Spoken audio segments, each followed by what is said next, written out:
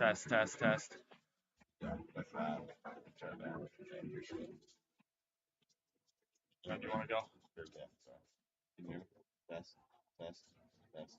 Once again, ladies and gentlemen, Park for today's second game in the Mid-American Conference between the visiting Broncos of Western Michigan and your Miami RedHawks. Right now, it's time to introduce the batting lineups for today's second game of our doubleheader.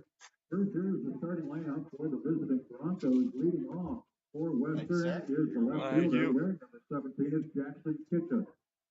Batting second will be the center fielder, number 2, Will Morrison. In third, the third baseman. It's number 12, Gavin Doyle. The cleanup spot, the first baseman for the Broncos, number 36, Cade Sullivan. The designated hitter will hit fifth for Western Michigan. It's number 20, Josh Swihart. Shortstop hits sixth. It's number 11, Jimmy Allen. In the seventh spot is the catcher, number 27, Greg Budig. Batting eighth, the right fielder, number 15, Dylan Nebar. And hitting ninth, second baseman, number 1, Grady Meade. Starting on the mound for Western Michigan with a record of 0-2, the right-handed Luke Phelan, number 34. Now, ladies and gentlemen, here is the starting lineup for your home team, Miami RedHawks. Leading off for the Hawks today is the left fielder, number 6, Brian I've been to like 3 Zapp. games, still haven't seen it win. Yeah. Second, That's how it was for football, the too. shortstop, number 12, Or no, it was White. basketball, yeah. Miami's designated hitter is hitting third. It will be number 29, David Novak. In the cleanup spot, third baseman, number 15, Rylan Zaborowski. And hitting fifth for Miami today, the first baseman, number 10, Parker Lester. Followed by the sixth batter, center fielder, number 19, Zach McDonald. Hitting seventh, the right fielder, number 36, Nate Stone. Behind the dish today, I guess Sullivan hit another home run. Tommy Harrison. That's yeah. And Crazy. ninth, the second baseman, number 4, Blake Plazio. On the mound today for the RedHawks is the right-handed number 34, Kenton Egbert. The assistant coaches for Western Michigan include Jordan Kerr and Daniel Claris. The associate head coach is Corey Mee. And the head coach of the Broncos in his 13th year at Western Michigan, Billy Gurney.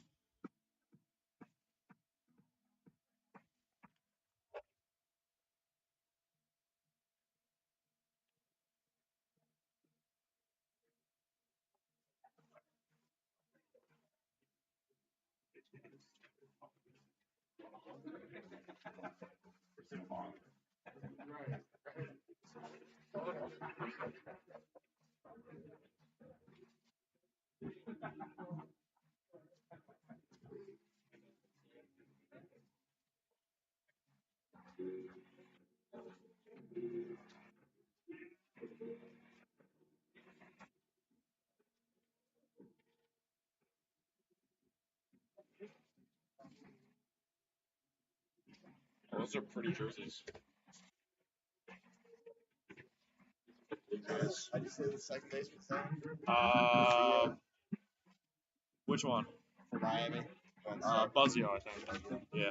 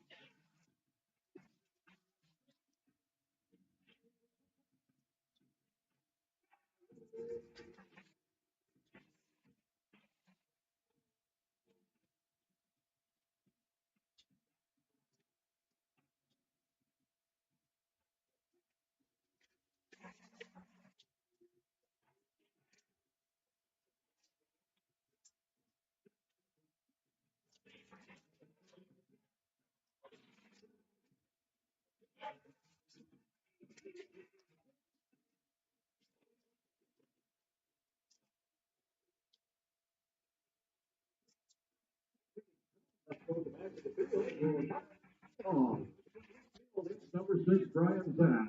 To the center, Zach McDonald. Over right field, number 36, Nate Stone. Taking third base, number 15, Rylan Zaborowski. Stop is number 12, Cooper White. Second baseman, number 4, Blake Plazio. Over at first, number 10, Parker Lester. Behind the plate, number 25, Tommy Harrison.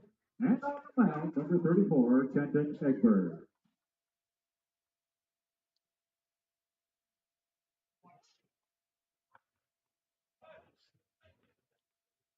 Okay, there we go. Oh, that's why. All right, we're perfect.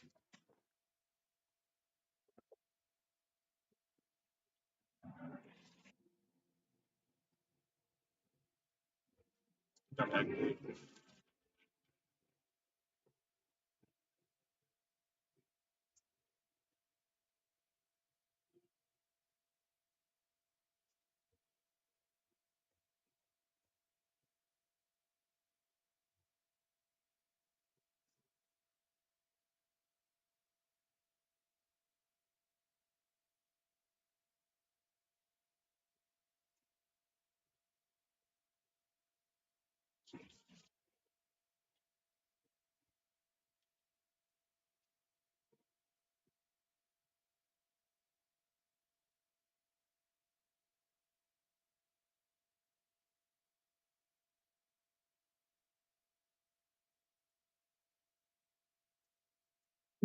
Coming up on the mound for the RedHawks. The right-hander, number 34, Kenton Egbert. Oh, looks like we're starting. Let's throw Tommy. All right, good.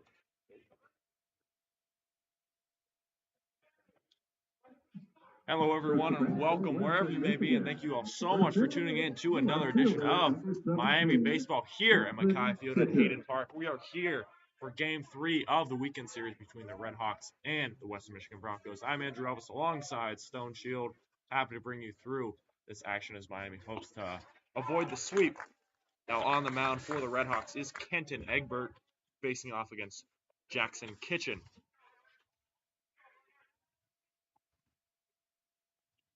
Pitched by Egbert, misses low and down, and the count evens at 1-1. On the year, Kenton Egbert, a 4.91 ERA, 1-2 in his 7 appearances in 25 2/3 inning pitched. Third pitch misses middle of plate but high, and ball 2 is count. Jackson Kitchen, 241 average in 21 games, 83 at bats, 313 slugging percentage, 356 on base percentage. And Egbert plunks him right on the back, and he's going to walk towards first base. So already kind of a little rough start for the RedHawks, plunking Kitchen there, and just not kind of the start you want to start out, especially in a game you're trying to avoid the sweep. Here comes Will Morrison up to the plate. Will Morrison, the 367 batting average. Probably the second most hottest hitter for the Broncos behind who else but Cade Sullivan, who had a homer in his last game and then the game before that. So can definitely score in flurries, and it's kind of been how the Broncos have been able to make a business there. And Jackson Kitchen, ball was lost by the catcher, Bootig there for a moment, and then, yeah, walked 90 feet, and just like that, the Western Michigan Broncos have a runner on second. So runner in scoring position already. We're about 2 minutes underway here at McKie Field at Hayden Park. Pitch by Egbert, swing and a miss there. Hefty hack by Will Morrison, and the count is 1-1. So runner on second, Jackson Kitchen, after stealing for second base. This one is roped towards the center fielder McDonald, able to make the catch right towards him. That's out number 1. Good swing there by Morrison, but Zach McDonald right there to take it away. And here up to the plate is Gavin Doyle, who was an absolute vacuum. You hit the ball in his area, it was taken away instantly last game by him. He's a really good defensive third baseman, and his bat ain't too bad either. 270 batting average in 24 games. This pitch by Egbert misses high and outside, loses his cap, puts it right back on his head. Count remains 1-0.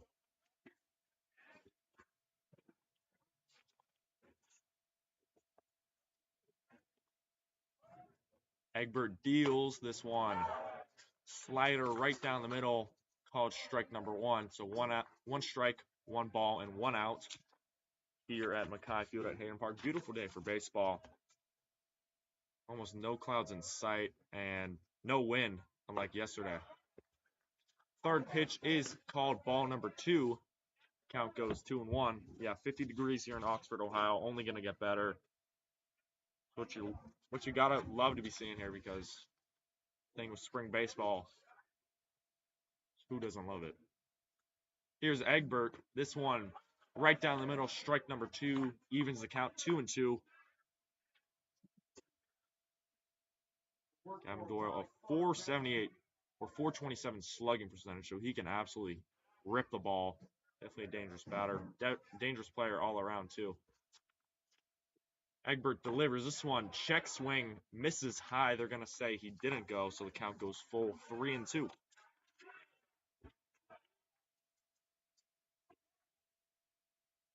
So full count here. Kenton Egbert would be a great start if he was able to get Doyle out here, but got to do the work first. Egbert unloads this one. Swing and a miss. Gavin Doyle goes down swinging, and that's out number 2 for the Miami RedHawks. Good start for Kenton Egbert and the Miami faithful. First baseman, number 36, Cade Sullivan. And if there's a batter you don't want to be facing right now, it is Cade Sullivan. This man is an absolute monster. In his last game today, he had a homer and went 2 for 5. So a homer, yeah, this man, he's the real deal. First pitch by Egbert misses low and outside. Count goes to 1-0 and proves in Cade Sullivan's favor. Cade Sullivan leads the team in homers currently. 8 homers on the year for him. It's an absolute force at the plate. This one, second pitch, right down the middle, a little high. Cade Sullivan doesn't like it, but it's called strike number 2. Strike number 1 on pitch number 2. The count is 1-1, 2 outs. Jackson Kitchen at second base, runner in scoring position. Swing and a miss there. Great pitch by Kenton Egbert. He is 1 strike away from getting out of a little jam here.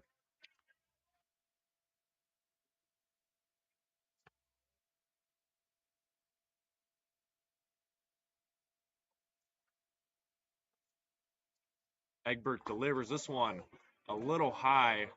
Cade Sullivan laid off of that one. Count goes even 2-2. Cade Sullivan on the year, he leads the team in strikeouts, or second to it, to only Gavin Doyle. So 30 strikeouts on the year. Big power hitter, understandably. Swing and a miss there by Cade Sullivan.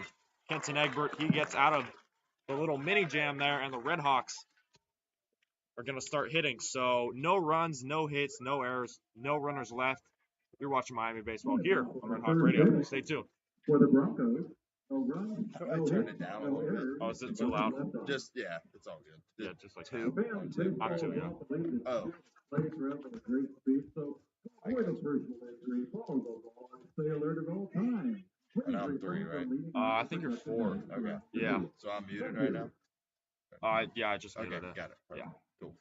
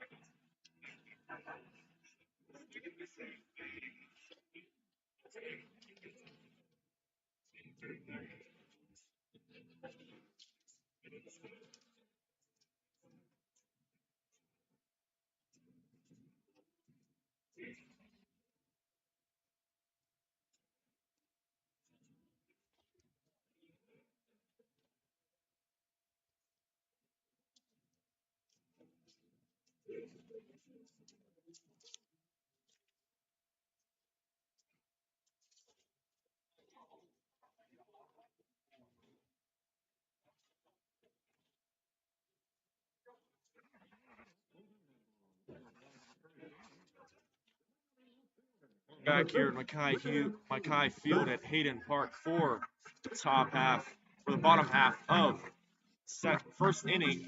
Up to the plate for the RedHawks is Brian Zapp in his last game. Pinch hitter, he went 0 for 1 with a strikeout, but overall, pretty good year for him. Brian Zapp, a .267 batting average, a left fielder, is first pitch for Thielen is ball number 1. Luke Thielen, a .920 ERA, 0 for 2 in his 6 appearances. Second pitch by Thielen, right on the money there, strike number 1. Count goes even, 1-1. Pitch by Thielen misses. A little bit outside, middle of the plate though. Pretty pitch there. Count goes 2-1. Thielen delivers once again, right down the middle, strike number 2. Count is even, 2-2. Brian Zapp, 16 hits on the year, 500 slugging percentage, and a .463 on base percentage. So he's definitely a threat at the plate. This one is ripped. High fly ball going back at the wall. Left fielder can't make the catch. Incredible hit right there by Brian Zapp. And just like that, the RedHawks have stand-up double.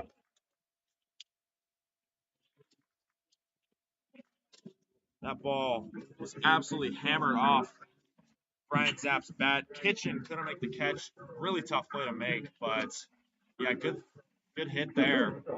For a second, I thought it was gone, but yeah, pretty piece of hitting for the RedHawks. And here comes Cooper Weiss, probably one of the most skilled hitters for the RedHawks this year. .292 batting average in 89 at-bats. Pitched by Thielen, bunt attempt laid down initially.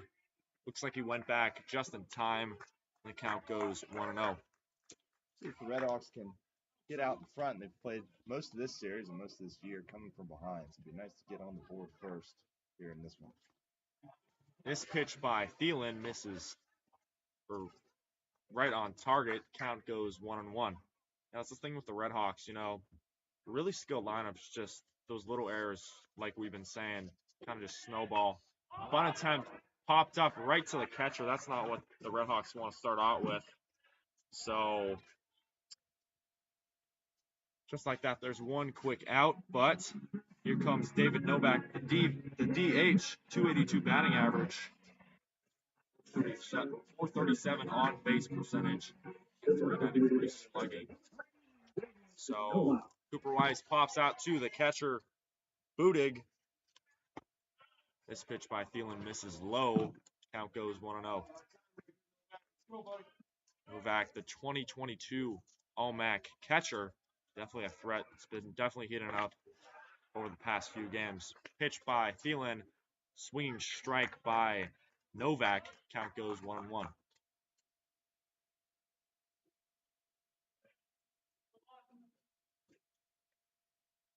Thielen delivers. This one is fouled, roping foul behind the first base line. Just like that, it's a 1-2 count.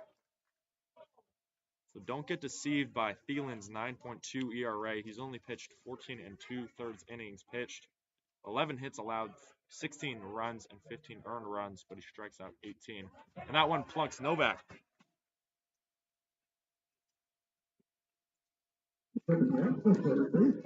Novak will walk all the way over to first base. And up to the plate is arguably the RedHawks' hottest hitter, Rylan Zaborowski, the third baseman. It's been hot.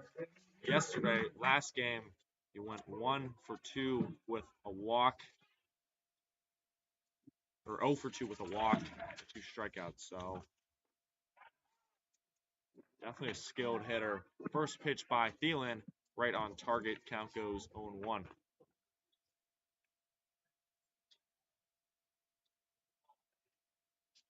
RedHawks have runners at first and second. Pitch by Thielen. This one is roped high and in the air. Doyle trying to catch it, but it's going to bounce all the way into the RedHawks bullpen on the third base side. Count goes quickly 0-2. So Rylan Zaborowski, a 290 batting average, 710 slugging. That's just absurd. 710 slugging percentage, 368 on base percentage. This man can absolutely rip it. And he leads the RedHawks in homers, 10 home runs for him. Pitch by Thielen. This one right on target there. Strike number 3. Got Rylan Zaborowski looking there. Here comes Parker Lester up to the plate, trying to score the RedHawks' first run of the day. Parker Lester on the year, a 309 batting average, 97 at-bats, 433 slugging, and 389 on-base percentage. First pitch by Thielen is strike number 1 at the middle of the plate.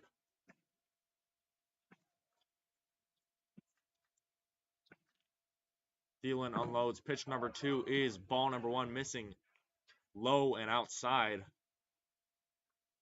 So the count is 1-1, 2 outs. RedHawks have runners at first and second. Novak on first and Zap on second with a double, leadoff double for him. Third pitch is strike number 2. Thielen is 1 strike away from getting out of the jam. Pitch by Thielen to Lester, misses middle of the plate but outside. Count goes in Lester's favor, 2-2.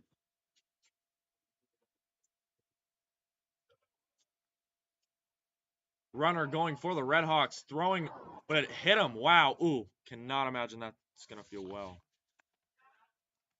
So the catcher for Western Michigan, Budig, tried to get out the runner, Zap, and he hit him right in, looks like the stomach, lower body. But yeah, that's not going to feel good. Obviously, you hope Zap is all right here on this play. But you got to love the aggression from Miami head coach Danny Hayden here. Haven't been able to get runs across the board, trying to manufacture some things. Tried to lay a bunt down early with Cooper Weiss. Obviously, that didn't work out as he fouled back to the catcher. And he sends his guys here with 2 outs here in the bottom of the first. Yeah, that's a really good way to get some runs, especially you've been kind of facing a deficit the entire weekend, you know. You lost 5-1 last game today at 12, and then you lost 6-0 in the game yesterday, Saturday. So, yeah, that's kind of, I think, the Red Hawk way, you know. You got to score first if you want to start something, and looks like Brian Zapp's going to be okay. So, RedHawks have runners at second and third with a little squeeze steal behind Novak and Zap. And the count is full. 3-2 count. This one is roping foul all the way back from the J. Hayden Baseball Center building. So count remains 3-2, and we'll do it again.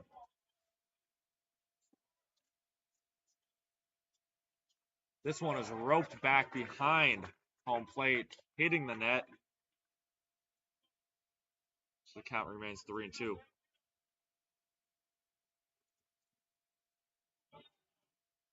Thielen delivers payoff pitch, swung on a missed, strike 3 by Parker Lester. Luke Thielen escapes the jam for the RedHawks.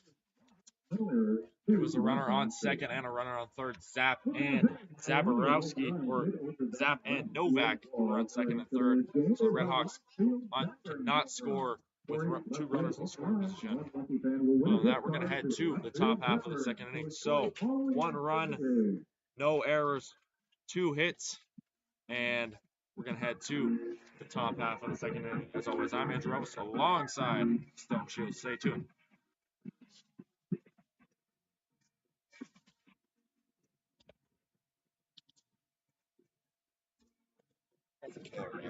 Right? No You outs. gotta score. Yeah.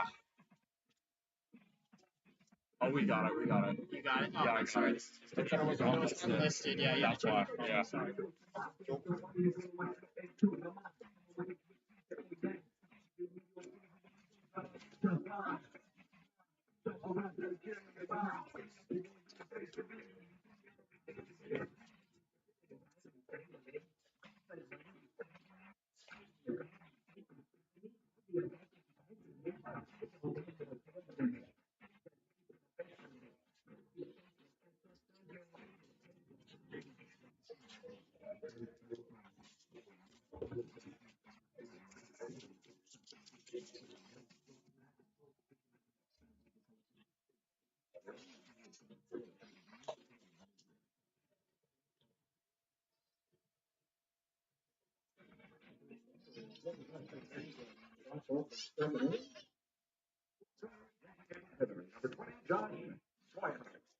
We're here for the top half of the second inning. RedHawks and the Broncos are tied in a stalemate, 0-0. But up to the plate is Josh Swinart. Pitched by Egbert. Strike number one, middle of the plate there. Josh Swinart on the year, 273 batting average and 77 at bats. Pitched by Egbert. This one is swung on a roping towards the right fielder. And making the catch, Stone does. That's out number one. So a quick first out for the RedHawks. And Kenton Egbert looks really good for the RedHawks. Here comes Jimmy Allen, the shortstop, senior shortstop, 283 batting average in 24 games, 92 at bats for him. Egbert unloads. This one a little high and outside. The count goes 1-0. So Jimmy Allen, a 348 slugging percentage, 383 on base percentage, does the job well. He's a good defensive shortstop. Second pitch, different from the first. Count goes 1-1. So Jimmy Allen facing an even count here. Kenton Egbert delivers this one. Nearly hit him, dodged it for a moment. The count goes 2-1.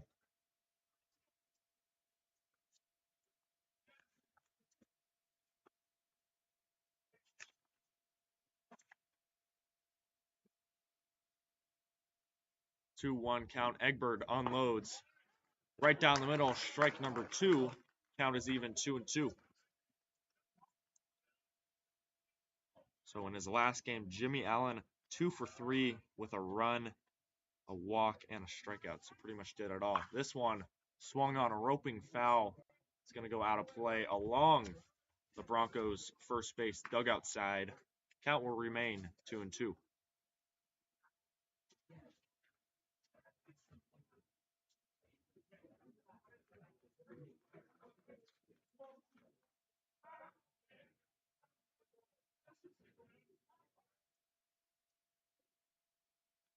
Egbert delivers this one. Swung on a roping towards the right fielder. Stone able to make a great running catch there. Kind of floated all the way towards them. Just like that, two quick outs for the RedHawks. Catcher, number 27, Greg Budig. Up to the plate is Greg Budig, who in his last game, he went 2 for 3 with 2 RBIs.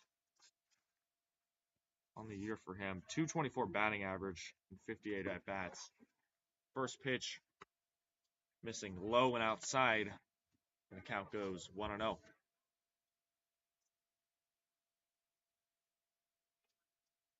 Pitch by Egbert, floats in a little bit low.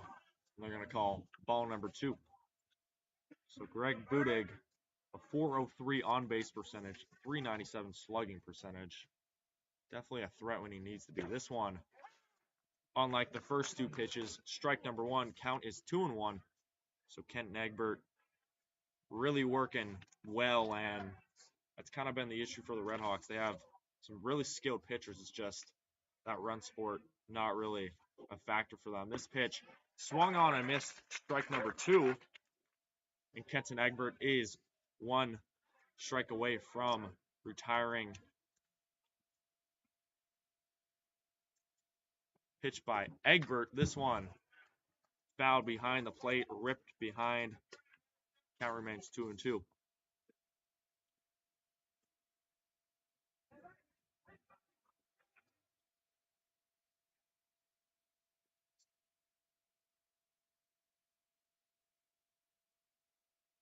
Egbert delivers. This one swung on a miss, strike 3.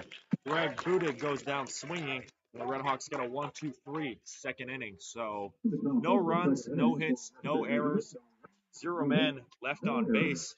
We're going to head to the bottom half of the second inning. Can the RedHawks get some runs together and potentially win the day? You're going to find out real shortly, as we're going to take a quick break. As always, you're listening to Miami Baseball here on Red Hawk Radio. Stay tuned.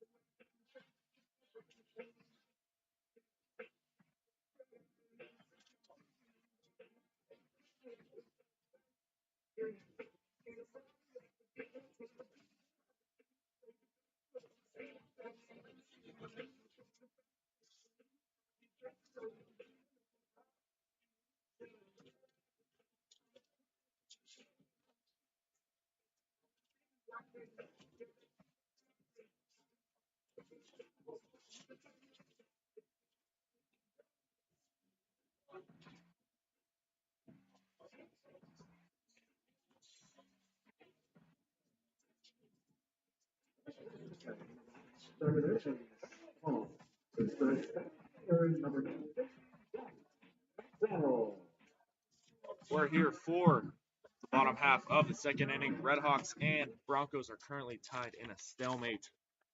See who scores the first run here, but feels like a pitcher's duel today. First pitch by Thielen, right on target there, and that is where he misses. I apologize. Ball number 1. Thielen misses low, and that's ball number 2 for Zach McDonald, the center fielder. On the year so far, Zach McDonald, 283 batting average. Pitch by Thielen misses low, and that's ball number 3. Zach McDonald, a 576 slugging percentage and a 421 on base percentage. So definitely a threat here. Thielen, the 3-0 pitch right down the middle. That is strike number 1. McDonald doesn't get the green light to swing there. So 3-1 count here. Pitch by Thielen, swinging strike by Zach McDonald. And just like that, Luke Thielen has brought Zach McDonald back from the count. Pitch by Thielen, this one missing. Middle of the plate, but inside, and that's going to walk Zach McDonald for the RedHawks.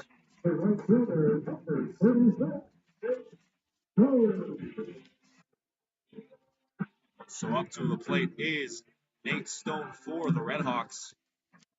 In 20 games played, 34 at bats, 147 batting average, 265 slugging, and 286 on base percentage. First pitch by Thielen. We're going to call strike number 1. Stone's already showed his range out in the outfield with a couple of nice catches out in right field. Top half of the second inning. That pitch by Thielen misses a little high. Count goes 1-1. Yeah, Nate Stone, an incredible defender. If you have a guy who records a lot of outs and can hit it, you're going to be in a good position. This one is high and in the air, roping towards the second baseman, making the catch. That is Jimmy Allen. So that's out number 1 for the RedHawks. Going to head up to the plate is Tommy Harrison. Tommy Harrison for the RedHawks this year. 179 batting average and 56 at-bats. 304 slugging and 361 on base percentage. This one is roping foul. The third baseman Doyle trying to make a play, but it's going to go foul out of play. Count is 0-1. RedHawks have 1 runner on base. That's Zach McDonald. See if the RedHawks can start. Runner going, McDonald, throw by Budig. Not going to be in time. And the RedHawks have a runner in scoring position for the second straight inning. So the RedHawks already 3 stolen bases on the day. That's got to be some sort of record. That's pretty impressive. And yeah, like you were saying, Stone, you know, you force some pressure here, RedHawks could be in a good position moving forward.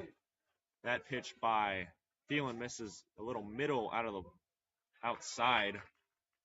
So count is 1-2. RedHawks got to do a good job of getting guys in scoring position with less than 2 outs. See what they can do here. Yeah, 2-out rallies, you know, they happen, but not very often. You've got a much better shot of doing it with 1 out. So there's a low batting average guy, but he can definitely put it into play. There's a big gap between center field and right. This one is high in the air. Looks like it's going to go out of play for a moment. Yeah, it bounces into the RedHawk bullpen along the third base side. Count remains 1-2, or 2-2. Oh, Tommy, you're right. Come on, buddy. Let's go.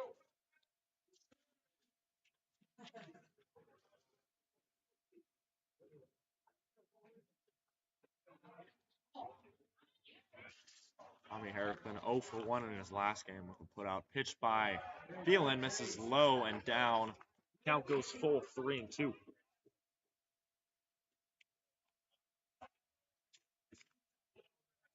So Luke Thielen trying to get out of this little jam here.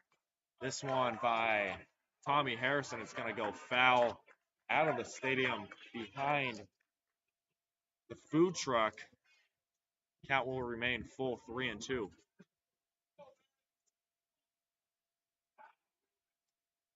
Thielen delivers payoff pitch, and he misses outside, and the RedHawks have runners at first and second. So Tommy Harrison worked the count there, 3-2. He took the walk. Just like that, the RedHawks are in business once again for the second inning in a row. We'll see if the RedHawks get some runs scored here. Here comes Blake Buzzio, who has a .067 batting average in 15 at-bats. Pitched by Thielen to Buzzio. That is strike number 1. It's a little low, but right on the center. Count is 0-1. So RedHawks have Zach McDonald and Tommy Harrison on base. This one by Buzzio. It's popped up to the catcher, Buddig, trying to make the catch. Stays in play, and that is out number 2. Blake Buzzio pops out to the catcher. So 2 outs for the RedHawks. And here comes Brian Zappa to the plate. Oh, wait, I'm done. Brian Zappa in his last at bat, a double and 2 stolen bases once he reached the base pass. Brian Zapp, probably the hitter you want to have here. 2 outs. We'll see if the RedHawks can rally here. Pitch by Thielen to Zapp. This one is popped up to the third baseman. We'll see if it stays in play. And goes out of play.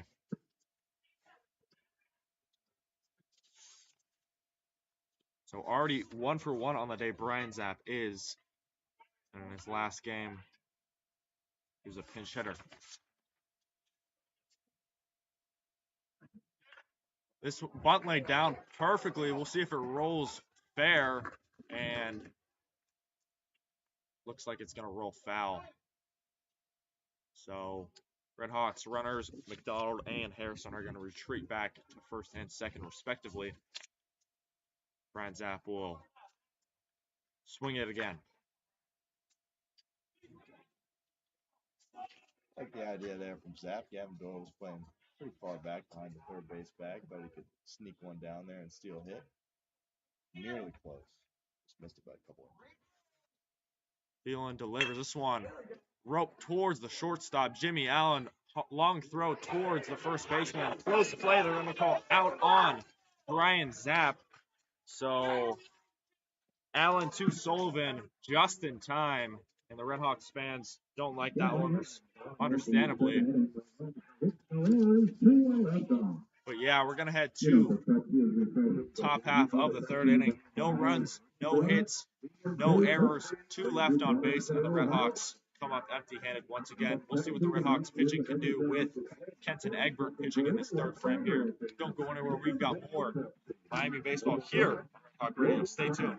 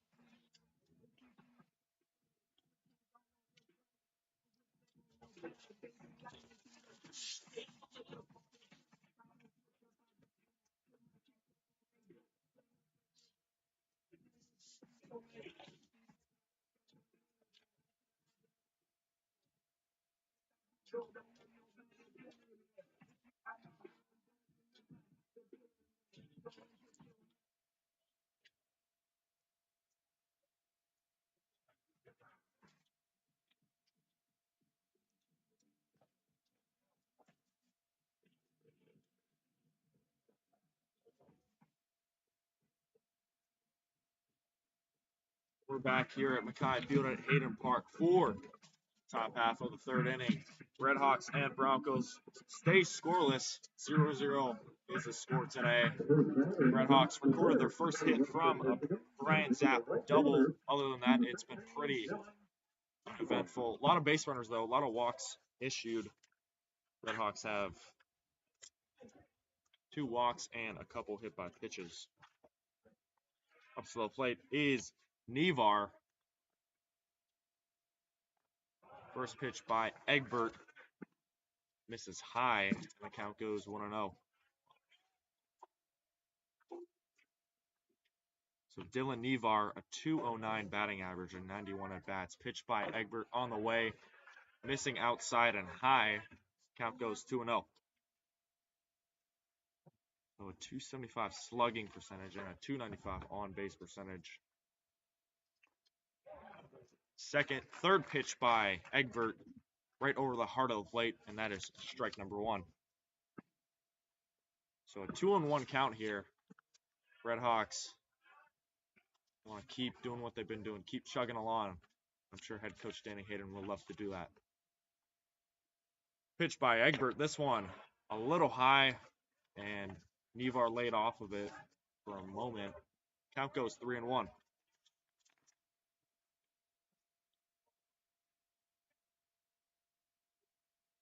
Nevar in his last game, he went 0 for 4 with 2 strikeouts, and looks like the head ump is going to change a ball here. And Egbert will reset. What have you liked from Egbert today so far, Stone?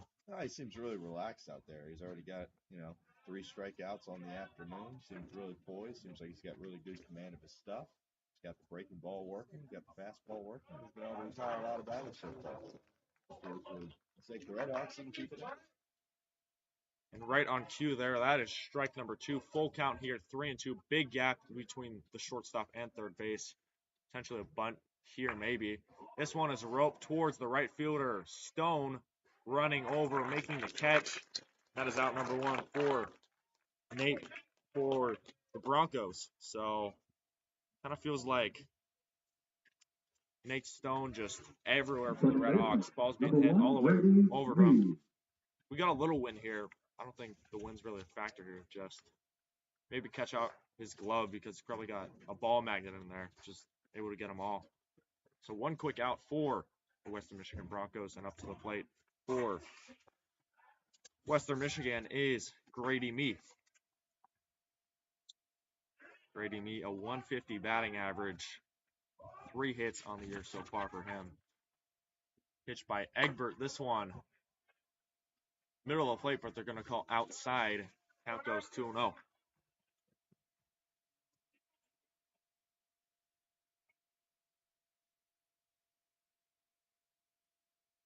Pitched by Egbert. This one is roping foul out of play along the third base side, and it's going to bounce all the way out of the stadium. Count will remain 2-1. So last game, Grady Mee 0 for 4 with 3 strikeouts. So there's one Western Michigan hitter that hasn't had a real good weekend. It's probably been him. Pitch by Egbert right down the middle. That is strike number 2. It's a even count for Brady Me here.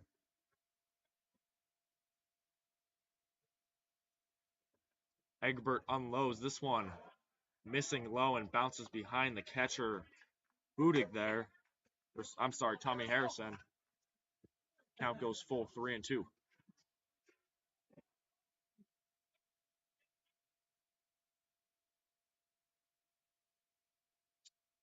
Pitch by Egbert on the way. Payoff pitch. This one is going high and in the air. Zach McDonald trying to find the ball, and he can't find the ball, and that's going to be a ground rule double for the Western Michigan Broncos. He was tracking it well, but I think he just simply lost it in the sun. The sun's currently right above home plate, shining. Very difficult for the outfielders. And he simply lost it. Bounced on the warning track, right over the wall for a ground. Left fielder Jackson Kitchen. Yeah, those little mental errors could really cost the RedHawks. We've seen it all weekend. Just have to move on. That's what head coach Hayden has been saying this entire season. We'll see, though. Big at bat here, though, for Western Michigan. They really want to get on the board once again like they've been doing all weekend first. Here's a great chance for the leadoff hitter, Jackson Kitchen, who was hit by a pitch in his first at bat. Egbert delivers this one. Swung on and missed. Strike number 1. Count is 1-1 with 1 out. Grady Me at second in scoring position.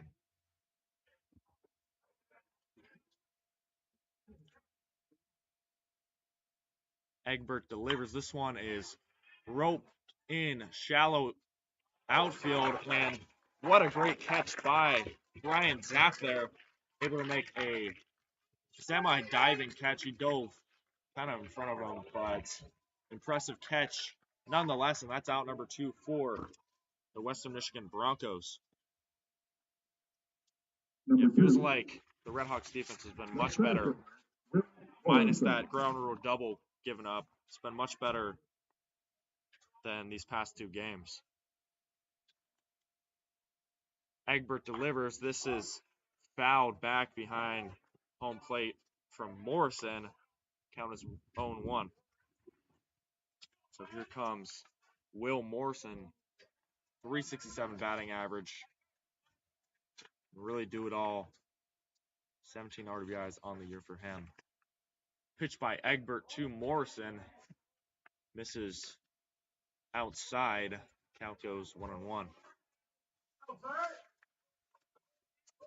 So Morrison 1 for 4 with an RBI in his last game and a strikeout. Currently 0 for 1. Pitch by Egbert, middle but high. And that's ball number 2.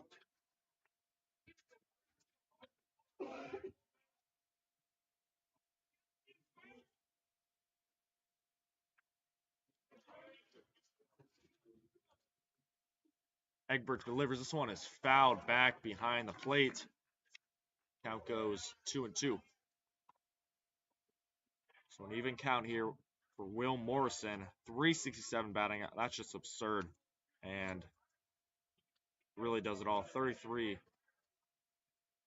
hits for him on the year. Pitch by Egbert. This one missing low and outside, and it's a full count.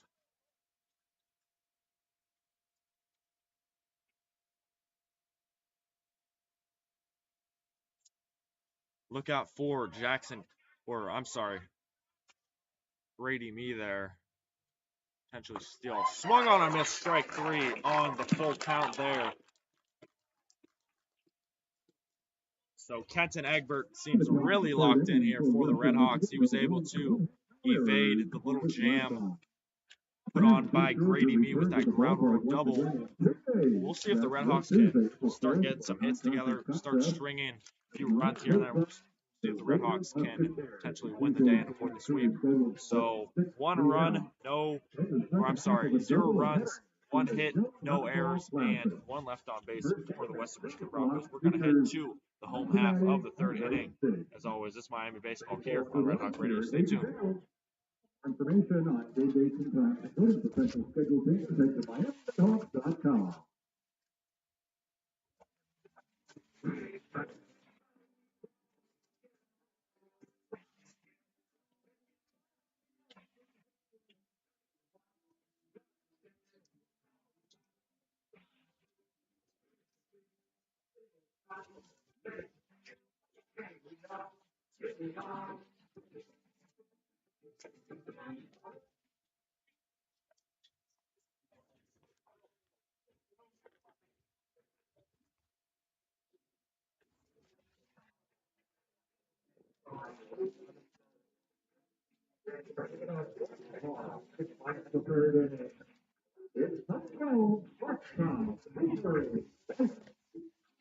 We're back here for the home half of the third inning. RedHawks and Western Michigan Broncos currently tied 0-0 here.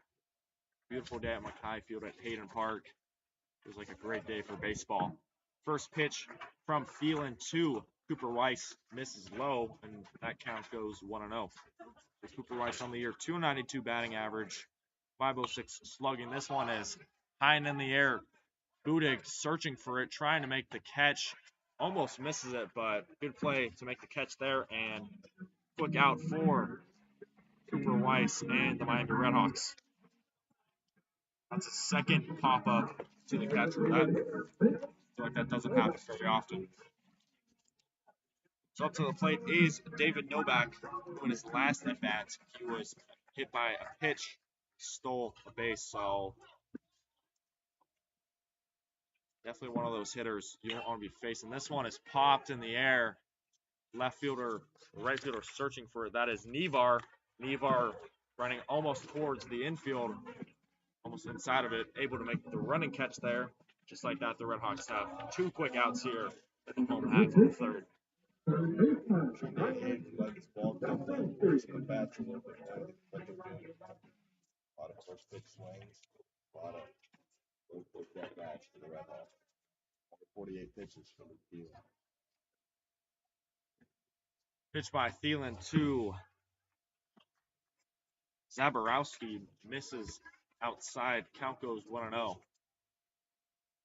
Yeah, we just started this home half of the third and already two quick outs. Just not the way you want to be approaching it if you want to win. Because that's how you win. You got to work these starting pitchers and then eat into that bullpen. Second pitch misses outside. It's a 2-0 count for Ryland Zaborowski. Swinging for the fences there. Doesn't connect. That's strike number one. Good pitch from Thielen. Count is 2-1.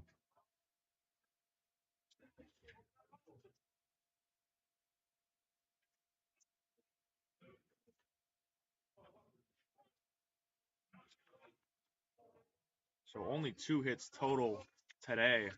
Feels like a much different game than we saw yesterday, where 6 runs were scored pretty quickly. Here's a high fly ball drifting towards left field. This one is going back at the wall. Is he searching for it? And this ball is gone.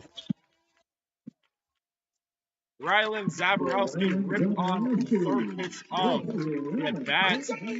Just like that, the RedHawks have the first lead of the weekend.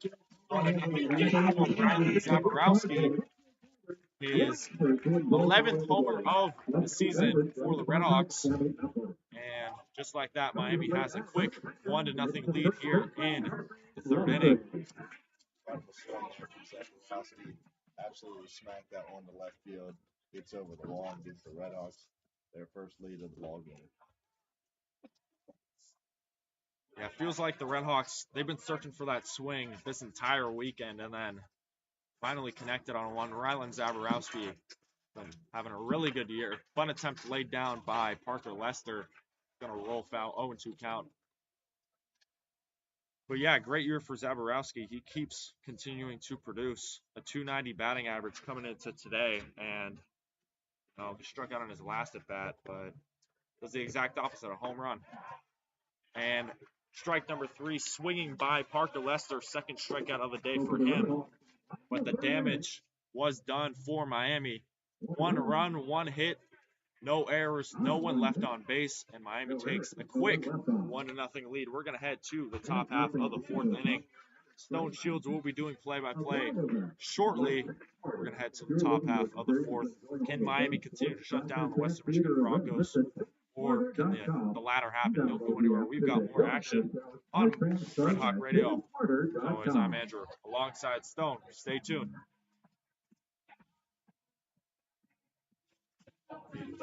There we go. Yeah.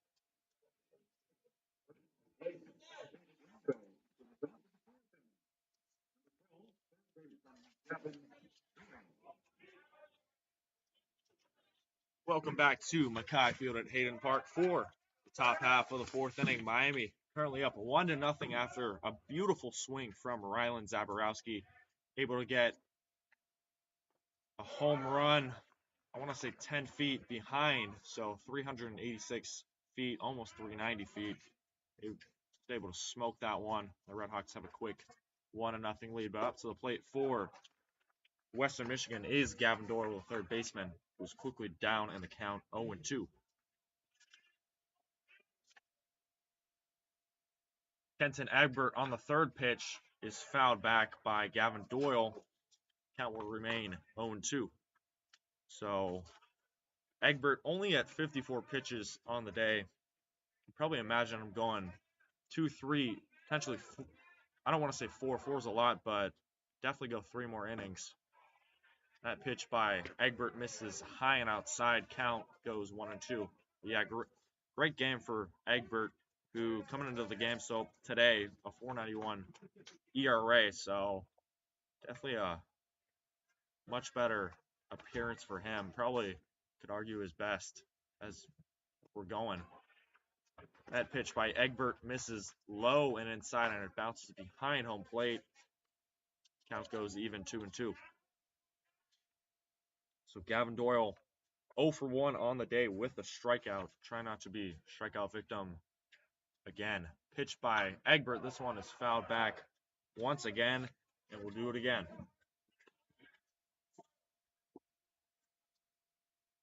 Doyle, a 270 batting average, a 427 slugging, and a 414 on base. So definitely a reliable player for Gernon's squad. This one floats in. They're going to stay a little bit low, so the count will go full 3-2.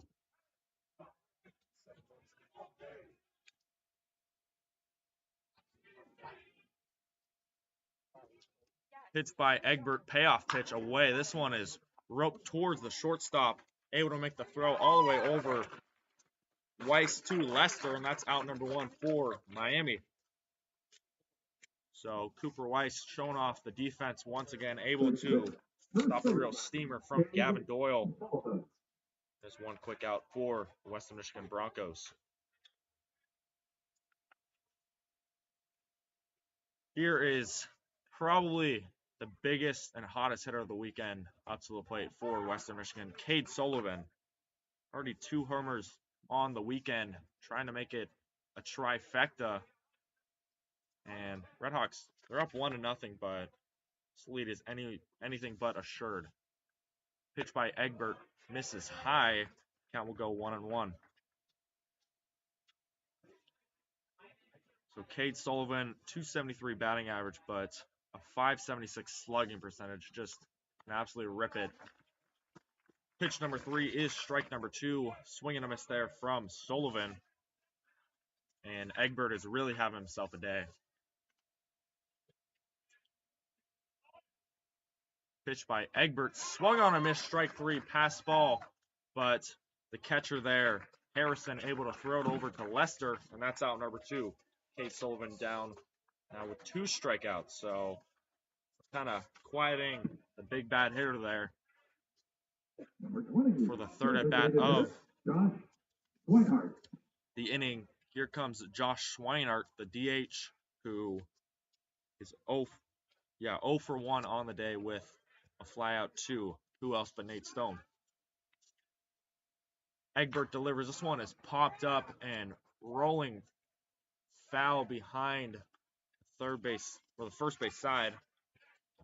Count goes 0-1.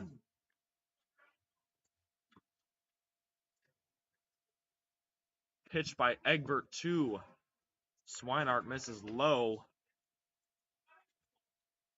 Count will go 1-1.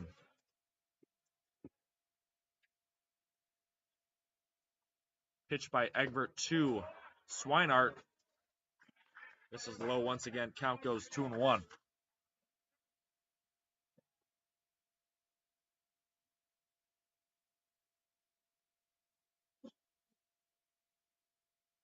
Egbert delivers this one. Not low this time. That's strike number 2. Pretty pitch there from Kenton Egbert. The count is 2-2 with 2 outs. So Kenton Egbert online to potentially have a 1-2-3 fourth inning. We'll see though. Next pitch on the way. Pitch by Egbert. Misses low, and just like that, we've got ourselves a full count. So Schweinart definitely can work the count of 348 on base percentage, and he's drawn a good amount of walks.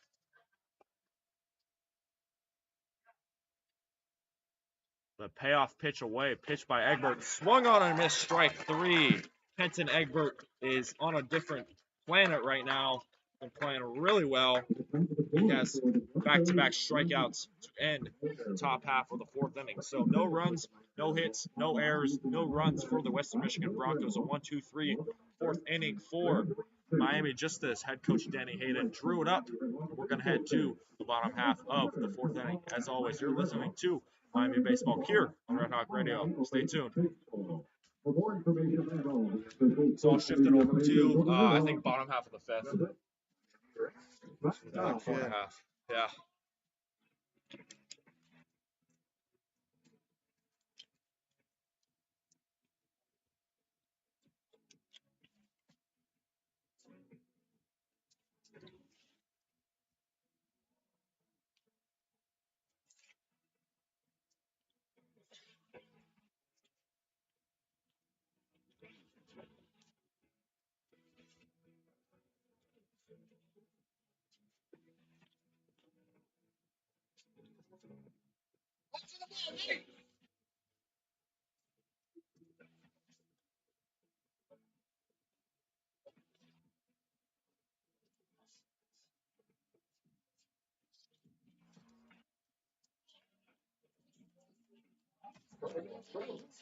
We're back here for the bottom half of the fourth inning. Miami currently up 1-0 after a beautiful home run swing from Rylan Zaborowski.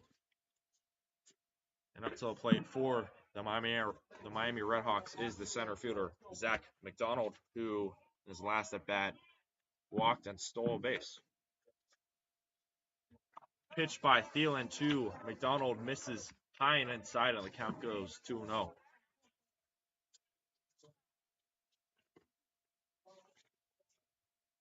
Thielen delivers once again. That is strike number 1 right down the middle of the plate. Count is 2-1. For Miami, I think just getting on base here quickly, not wasting those swings like you were saying, Stone. That's kind of the way you want to control the tempo of the game.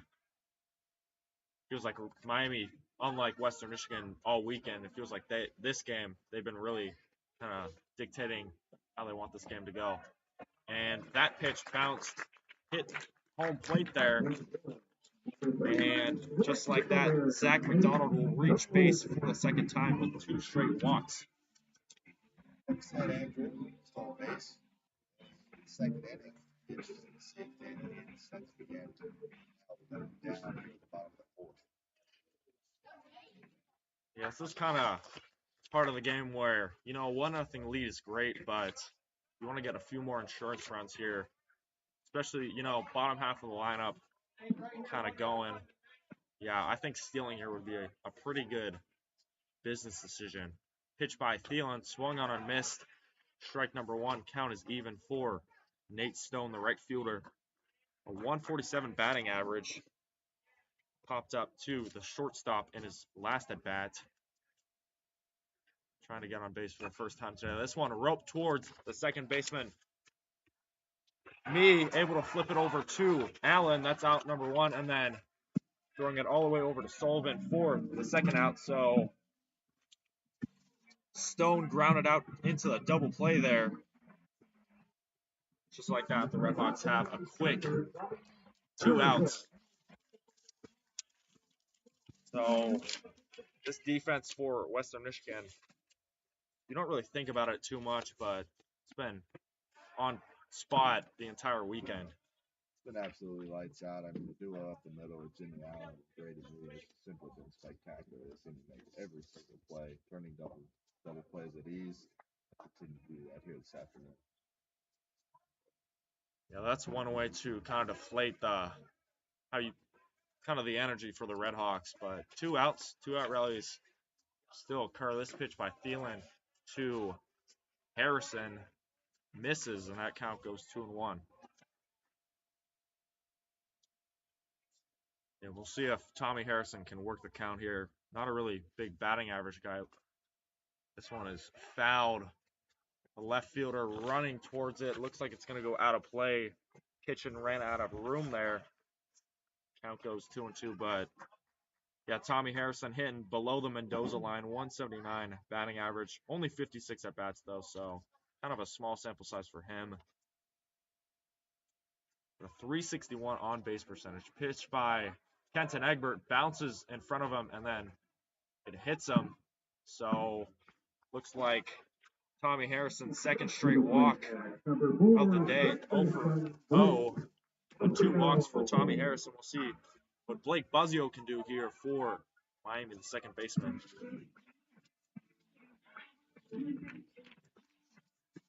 Luke Thielen currently at 68 pitches. Been pitching well, just like Kenton Egbert, only giving up the lone run and 2 hits allowed. And pitch goes wild, and Tommy Harrison will trot uncontested all the way to second base. Just like that, the RedHawks have another runner in scoring position. And looks like head pitching coach Daniel Sherlith, they're going to talk things over with their pitcher Thielen. So a runner in scoring position, 2 outs. Thing is, though, Thielen's been pitching pretty well. Only 2 hits allowed. And only 3 hits total allowed in the game. So both these pitchers are really doing well. Feels like all game. Thielen, Miami, they have a threat. First and second, we had, I believe it was second and third in the first inning. Miami couldn't score a run there. So Luke Thielen, he's been able to evade the adversity that Miami's put on him. We'll see, though, as his pitch count's a little bit higher. Thielen delivers. This one gets away from him once again, and Tommy Harrison, he's going to trot all the way over towards third base. So 2 stolen bases off of 2 pitches for Tommy Harrison and Miami. And Miami now has a runner at third base. Runner will stay in scoring position. Count remains 2-0. Pitch by Thielen. Not wild this time. Right down the middle. Fastball. Count goes 2-1. Pitch by Thielen. This one is roping foul. It's going to fall into or outside the Western Michigan bullpen. Count remains even, 2-2. So there's a big gap between the shortstop and the second baseman. Pitch by Buzzio will go all the way towards the outfield. It's going to bounce out for an RBI single, and the Miami RedHawks have a 2-0 lead with an RBI single from Blake Buzzio. So Blake Buzzio swung on the right pitch there, hit it right in front of Nevar. Not close enough to make the play there. Just like that, Miami has a quick 2-0 lead here. No thanks to Tommy Harrison getting over to third base with a few wild pitches.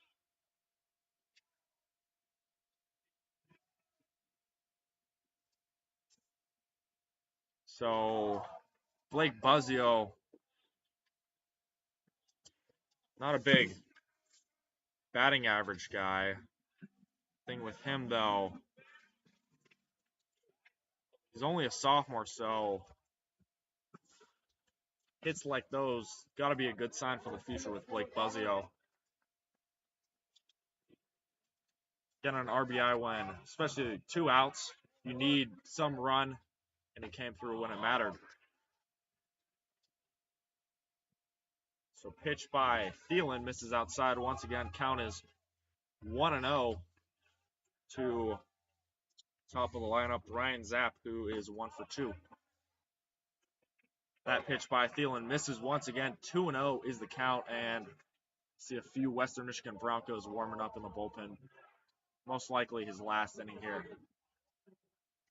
Thielen delivers to Zapp, misses low once again, and Brian Zapp has officially worked the count in his favor. 3-0 count. Runner on first, Buzzio.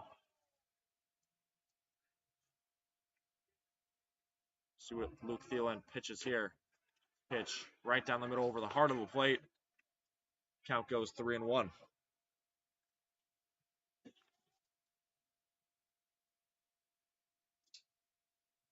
Runner going. Here's a high fly ball going back at the wall.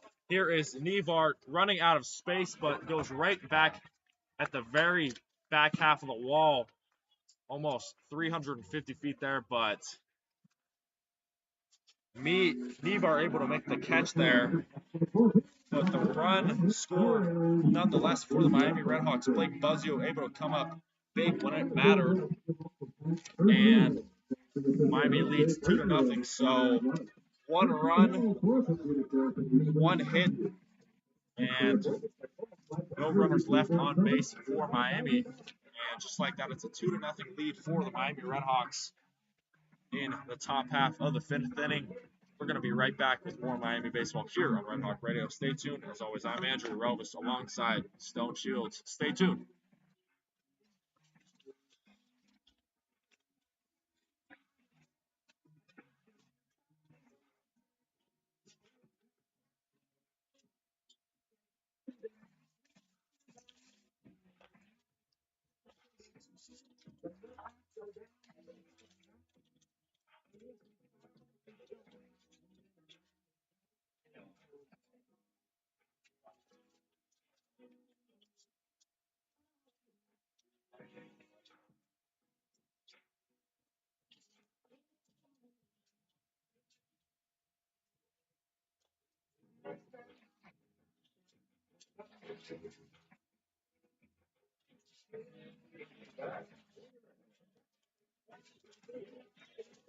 First to bat for the Broncos, the Broncos are 10.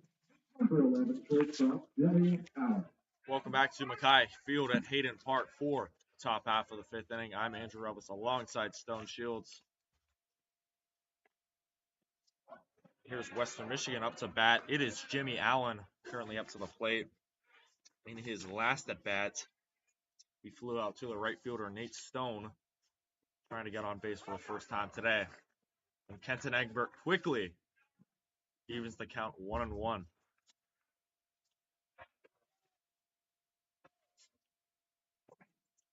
Egbert delivers this one, swung on and missed, strike number 2.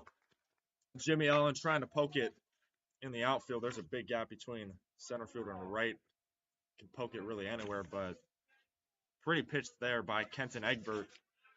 Just like that, he's down in the count. Pitch by Egbert. Once again, swung on and missed, strike 3. Jimmy Allen goes down swinging. 3 straight strikes for him. And that's out number 1 for the Miami RedHawks. Number 27, catcher Greg Booty.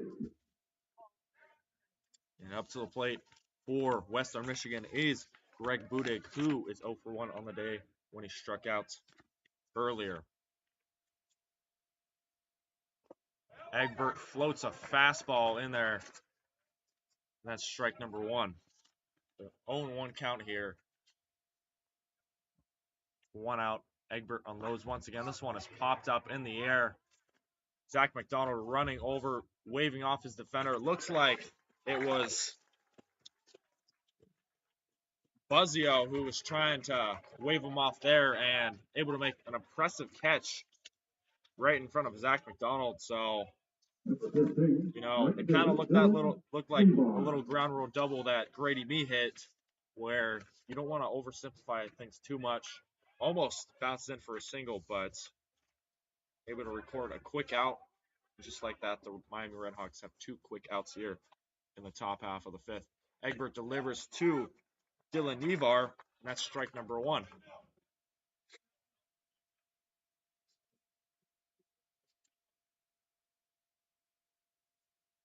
Pitch by Egbert to Nevar, right to the center, right to the first baseman, Lester.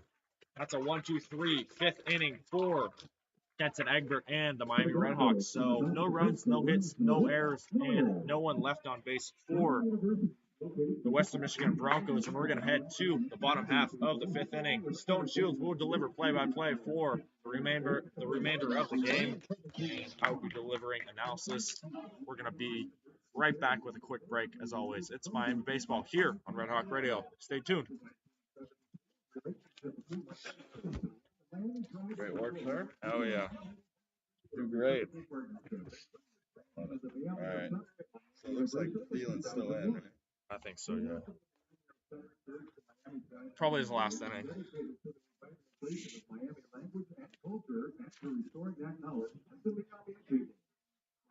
University and the Miami Pride are proud of this work and of the more than 140 Miami students who have attended Miami University since 1991 through the Miami Heritage Award program.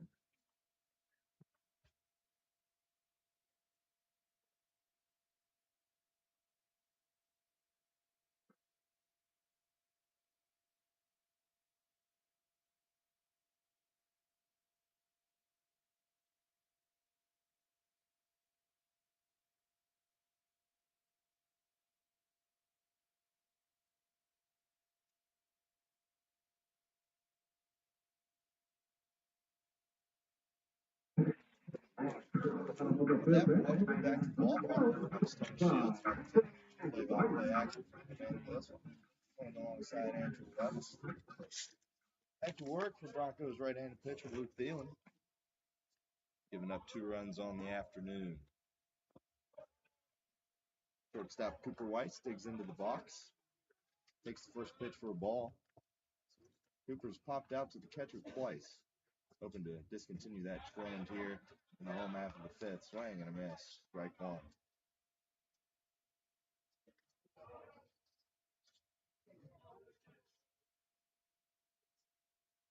Thielen delivers. This one's shot into right center. Nevar moving over. No squeeze it for the first out of the inning. Much better contact there from Cooper. Shot that one right field. Nevar was there.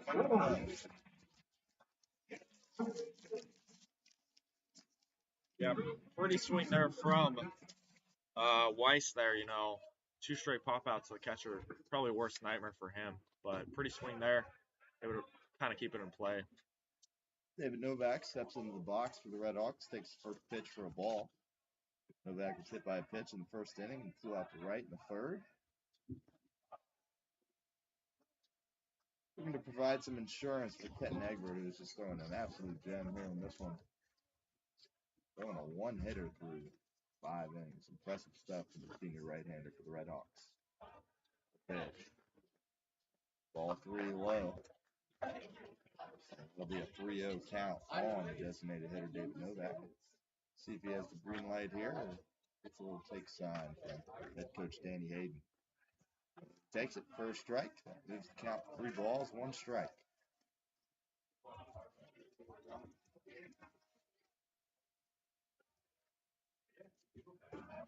Speaks away for a pass ball, and that'll be a 5-pitch walk for Luke Thielen. Back makes his way down to first base. That'll bring up Miami third baseman Rylan Zaborowski. Has gone yard in this one. Third inning, blast to left field. For a solo shot, riding the first of 2 runs for the RedHawks so far in this one. They currently hold a 2-0 lead over the Western Michigan Broncos, looking to avoid a sweep here this afternoon in Oxford. The pitch. Strike 1 on the outside corner. 1 ball, 1 strike on the Miami third baseman. Novak takes his lead down at first base. Thielen takes a peek at him before coming home. Strike 2, low and away. 1 ball, 2 strikes on Zaborowski.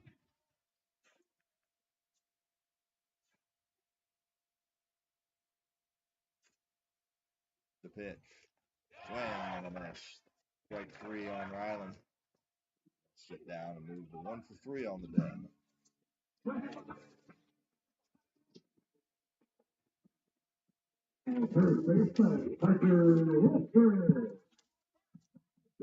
Brings the plate Parker Lester, Miami first baseman. Shutout swing in the first. Shutout swing again in the third. Once again, looking to provide some insurance for Kenton Egbert. Yeah, already 2 quick strikeouts for Parker Lester, trying not to be strikeout victim number 3. We'll see how he decides to attack this one. Second pitch taken for a ball outside. We have 2 balls, no strikes on Lester.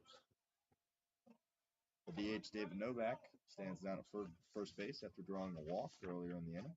The pitch. Low and away for another ball. Moves the count to 3 balls and no strikes on the Miami first baseman. Dealing up to 90 pitches on the afternoon. Have to think this could be his last inning out there on the mound for the Broncos. Strike 1 down the middle. 3-1 count on Parker Lester.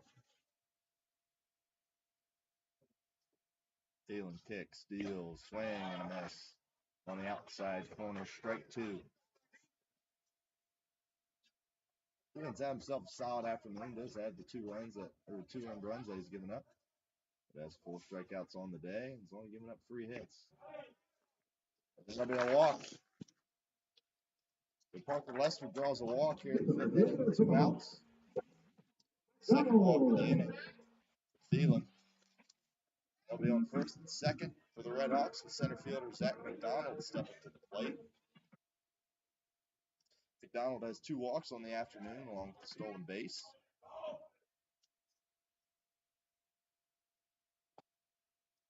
Takes a pitch in the dirt. Catcher throws it down to second. Tried to backpick the runner there, but slides back in time. It's David Novak down at second base. Parker Lester on first base. The RedHawks got to be careful here. Already thrown out. They got thrown out yesterday. Second base. Can't do it again. Can't keep your hand in the cookie jar there. The pitch. Swing and a miss by McDonald. Evens the count at 1 ball, 1 strike. Seems like Thielen's losing a bit of his command here in the 5th inning. See if the RedHawks can capitalize on that.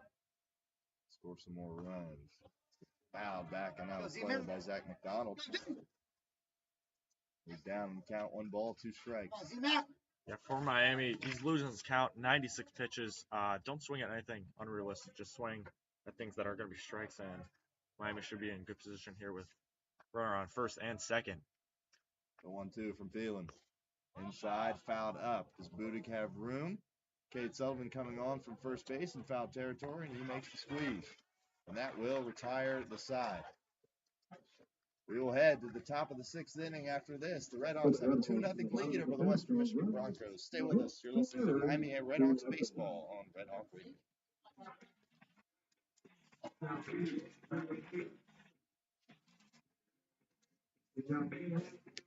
Good stuff.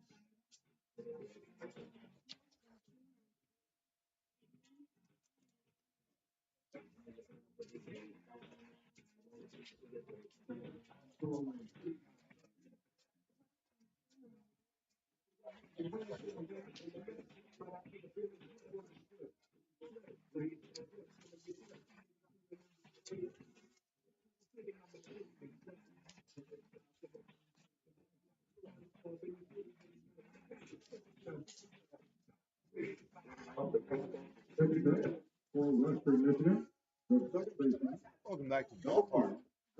Back to work goes senior right-hander Kenton Egbert, working on an absolute gem today.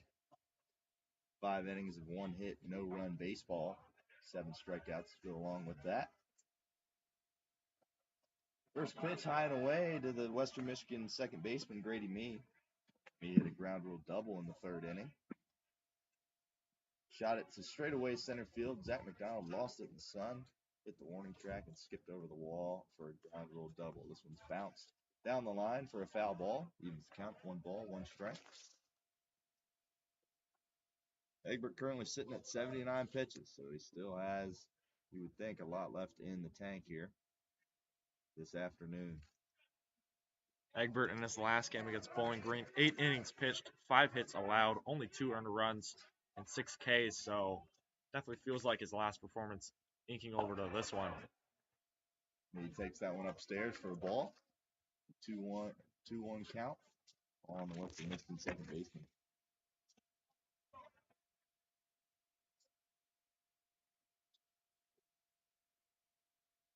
High in the zone for a strike.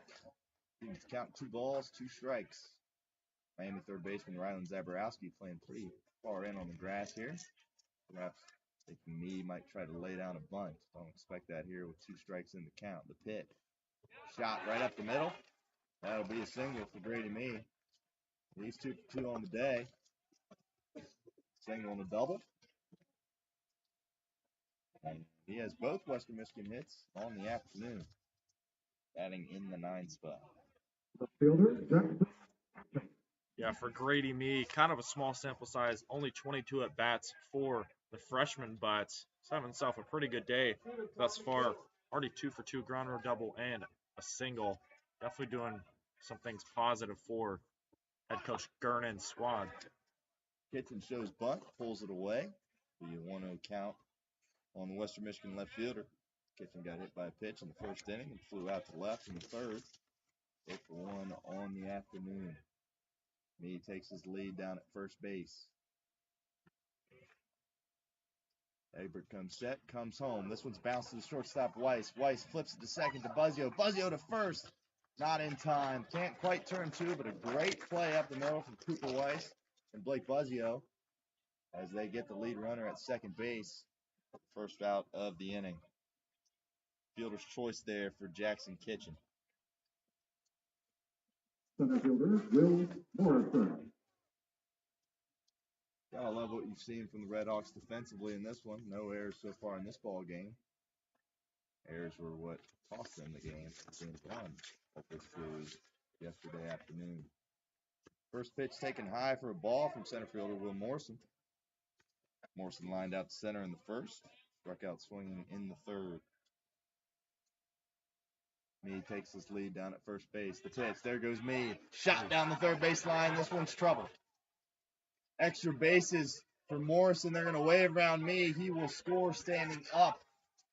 And it's a stand-up double for Will Morrison. And Western Michigan is on the board and has cut the deficit in half. We now have a 2-1 ball game. Great piece of hitting there from the Western Michigan center fielder. Just shot that one right down the line, right past third baseman Rylan Zaborowski. Third baseman, Gavin Doyle. That's trouble anytime that happens. Western Michigan on the board here, the top of the 6th. Yeah, great swing there, especially if he had a fair along the third base line. Not easy to do at all, and could definitely question if Egbert has a shorter leash now, especially 88 pitches. See if the RedHawks warm up anyone in the bullpen, but tough break for Miami.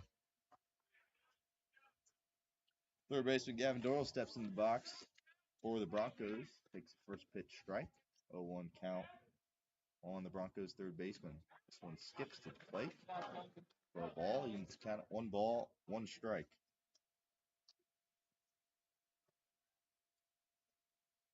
Will Morrison down at second base, being held on by Miami second baseman Blake Buzzio. The pitch from Egbert. Swing and a miss. Strike 2. Doyle struck out swinging in the first inning, grounded out to the shortstop in the fourth. 0 for 2 on the afternoon for the Western Michigan third baseman. The 1-2 from Egbert. Swing and a miss. Got him swinging. Heat upstairs. Sit down Doyle for the second out of the inning. First baseman, Hayden. Gotta love that from Egbert. Gives up the RBI double. Walks right back in and gets a strikeout for the second out of the inning. Egbert, 8 strikeouts on the day. That would match what he did in his last game. Or, I'm sorry, it does better. 6 strikeouts in his last game against Bowling Green. But, yeah, incredible performance from Ken Egbert, even though he just gave up a run. The ever so dangerous Cade Sullivan steps into the box. Cade has 2 strikeouts on the afternoon, but it's been a menace all series for the Broncos. Takes this one low and outside for a ball. Moves the count to 2 balls, no strikes. Love to see Egbert battle and get out of this inning with the RedHawks still holding a 1-run advantage on the Broncos. Morrison takes his lead down at second. The pitch from Egbert. Lifted high and out of play. Foul ball. 2 balls, 1 strike on the Western Michigan first baseman. Yeah, runner in scoring position for Western Michigan. This is the one batter Miami doesn't want to face. You know, he's been quiet today, but already a homer earlier today. Can't give up a second one here because that would be really detrimental to Miami RedHawks' cause here. The pitch. Ooh, looking outside for a ball. That one looked close.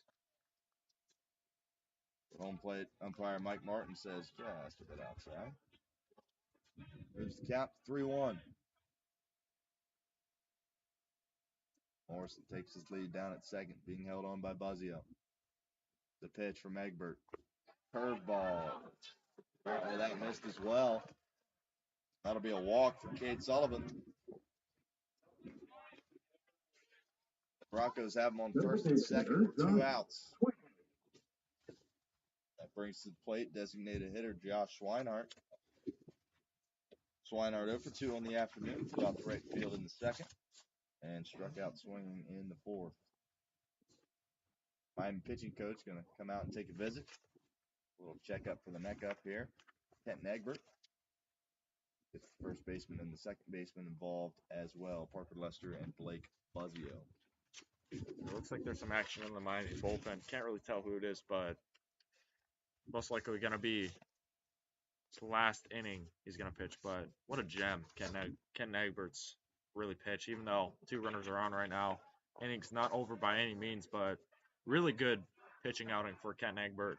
And I'm sure he's going to be a bright spot that head coach Danny Hayden wants to lean on in the coming days. So even though Miami's pitching, they've been struggling over these past few games. Ken Egbert showed up with his A game today against a hot Western Michigan team.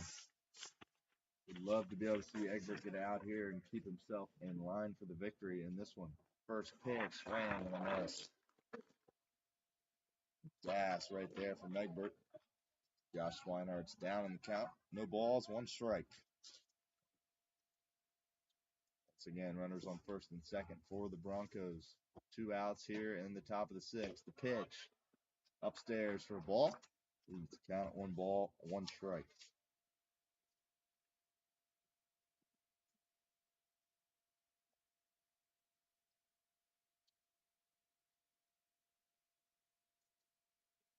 Egbert comes set and delivers. Swing and a miss. Strike 2. Got Swinehart out in front of that one. Like change up, some form of off-speed pitch. Got Swinehart a bit unbalanced. Moves the count to 1 ball, 2 strikes, 2 outs here in the top of the 6th. Egbert delivers.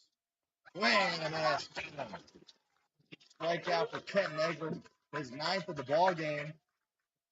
Just an incredible outing from Egbert, if that is his last inning.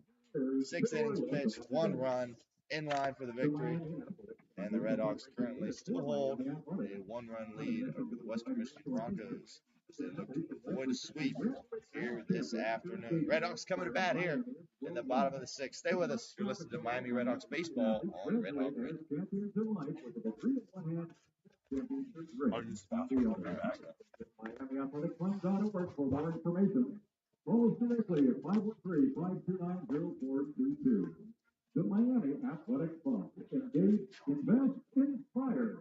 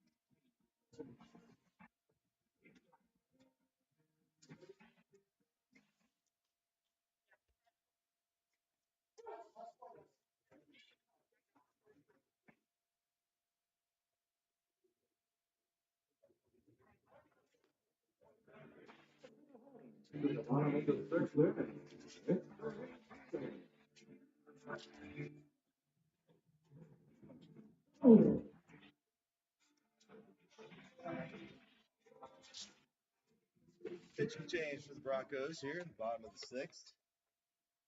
Field's relieved by Jake Gernon. Comes into the ball game.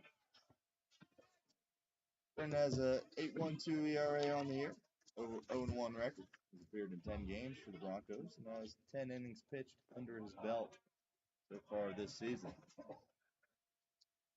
Nate Stone up to bat for the RedHawks. It's a 1-1 count. Gernon from the windup. Swing and a miss by Stone. Breaking ball in the outside corner. Count to 1 ball and 2 strikes. His last appearance against Michigan State, Jake Gernon, 4 earned runs, and he didn't retire, 1 out. So if there's a pitcher Miami wants to kind of take advantage of, it's probably going to be this one because Jake Gernon's really been struggling, and probably the one weak link of the Western Michigan pitching staff. And outside, taking for a ball, moves the count to 2 balls, 2 strikes on the Miami right fielder, Nate Stone. Stone over 2 on the day, flew out the shortstop in the 2nd, grounded into a double play on the 4th, and he strikes out swinging here. Gernon retires the leadoff batter for the RedHawks. 1 batter, 1 strikeout. Right-handed pitcher, Jake Gernon.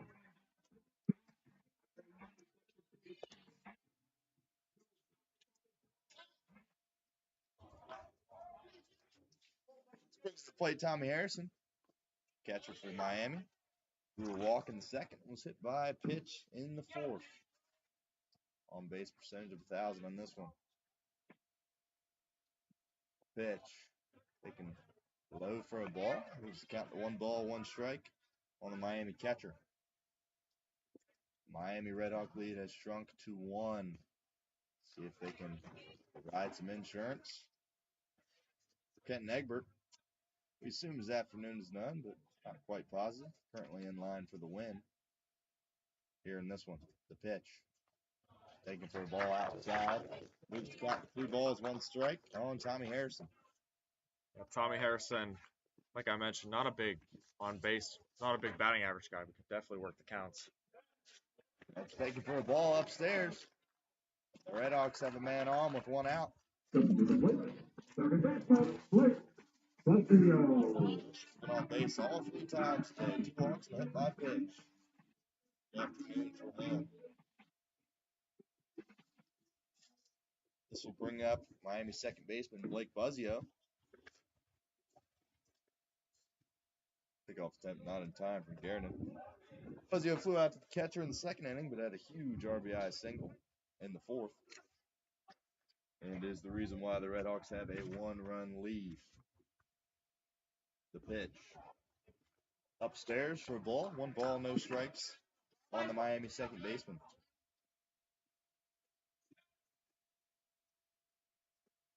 Tommy Harrison takes his lead down at first base. Garden takes a peek at him. There goes Harrison. Swing. Looked like a little hit and run action there from Miami head coach Danny Hayden. Didn't work out as it was fouled down the third base line.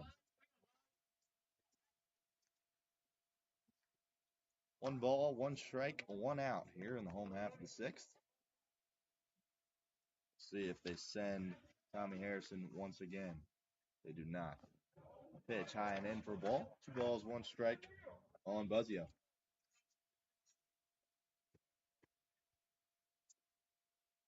RedHawks really looking to get another run across here. Pickoff attempt. Harrison slides in safely.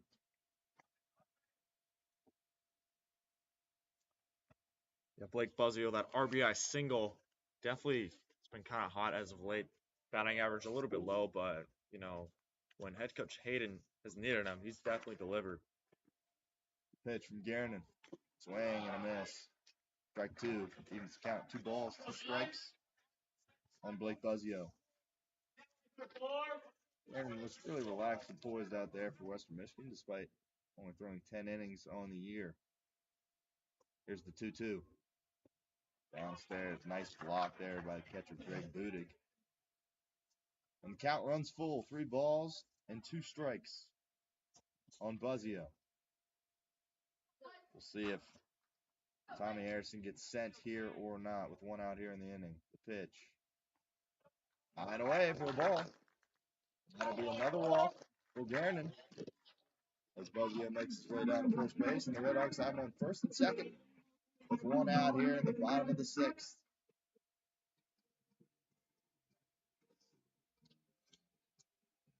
Up comes Western Michigan pitching coach. On with the rest of the Western Michigan infield here. Conference with his right-handed pitcher. Going over some strategy here. I'm just kidding. Garden's actually going to exit the contest. We're going to get a new pitcher. So he will warm up as Western Michigan heads to the bullpen. Stay with us. You're listening to Miami RedHawks baseball on Red Hawk Radio.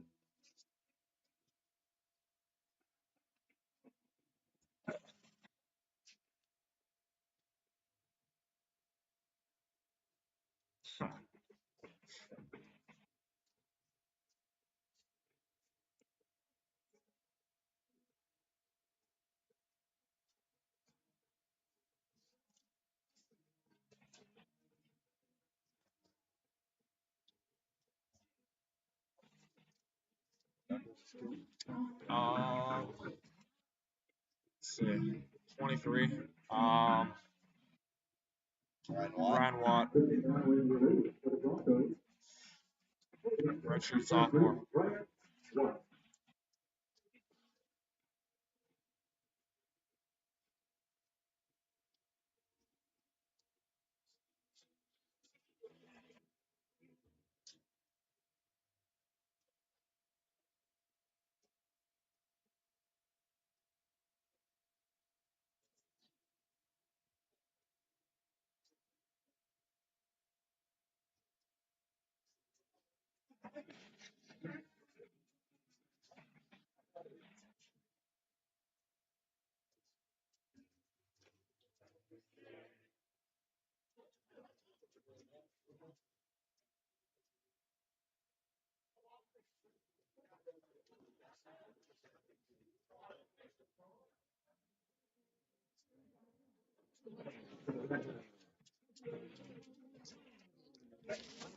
Ballpark after Western Michigan sophomore right-hander Ryan Watt. Take Garden. Closing out for the Broncos. And Miami's got them on first and second with one out here in the home half of the sixth. Currently have a one-run lead. Top of the order up, Brian Zapp goes bunt, pulls it back. It'll be ball one on the Miami left fielder. Last appearance, Ryan Watt didn't record an out, just like Gernon. 6 hits allowed, 7 runs, and 5 earned with 0 strikeouts. So definitely another one of those pitchers who's kind of struggling, but small sample size for him. Zapp hit the ball hard all day for the RedHawks. Had a double to right field in the first, rounded out to shortstop in the second, and flew out to right field in the fourth. All three were hit hard. Miami left fielder certainly seeing the ball well now. Here's the 1-1 from Watt. Looking for a ball outside. Moves the count 2 balls, 1 strike on the Miami left fielder.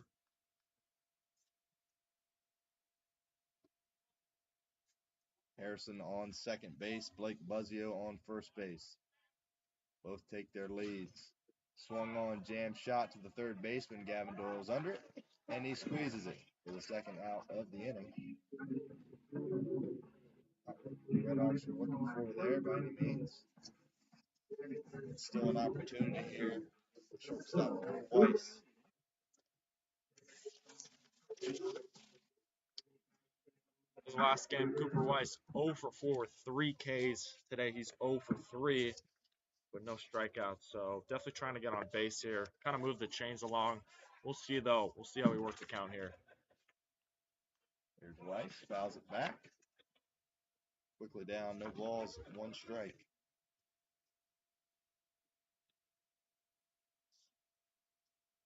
Said Andrew, 0 for 3 on the day for Weiss. We'll have to catch her twice. Find out to the right fielder. Looking to provide the RedHawks with a little insurance here in the sixth. The pitch, taken low for a ball. 1-1 on the Miami shortstop. Tommy Harrison down at second base takes his lead. Blake Buzzio at first base takes his lead as well. The 1-1 from Watt. Bounce down to third base. Doyle collects it. Goes a short route to second. Looks for his buddy Grady Meade. And records the third out of the inning. The RedHawks get 2 base runners on. Stranded both. Nothing to show for those walks there in the 6th inning. The RedHawks still have a 1-run lead on the Western Michigan Broncos. Top of the 7th, coming at you next. Stay with us. This is Miami RedHawks baseball. Red Hawk Radio. Miami fans, with football and women's basketball season tickets are on sale for the 2022-23 season, as well as deposits for men's basketball and ice hockey. Reserve your seat for next season by Good stuff. Good stuff. MiamiRedHawks.com or calling the Miami Athletic Ticket Office at 513-529-4295. I think he's still in. 34? Or what is it, 30? Different pick? Yeah. Okay. Let me see.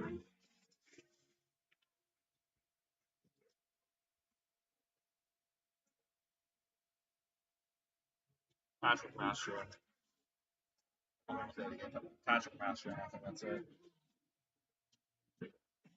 What number? 30. And our number 30, Patrick Mastrian. Yeah, he's all right.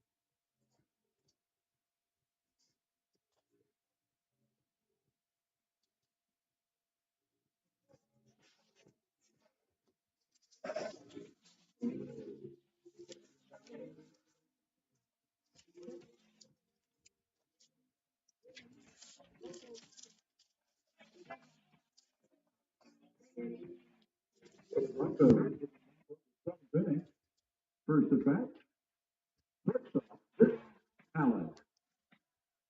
Welcome back to the ballpark. Pitching change here for the RedHawks. Patrick Mastrian will relieve Kenton Egbert. Egbert goes 6 runs, 1 inning for the RedHawks.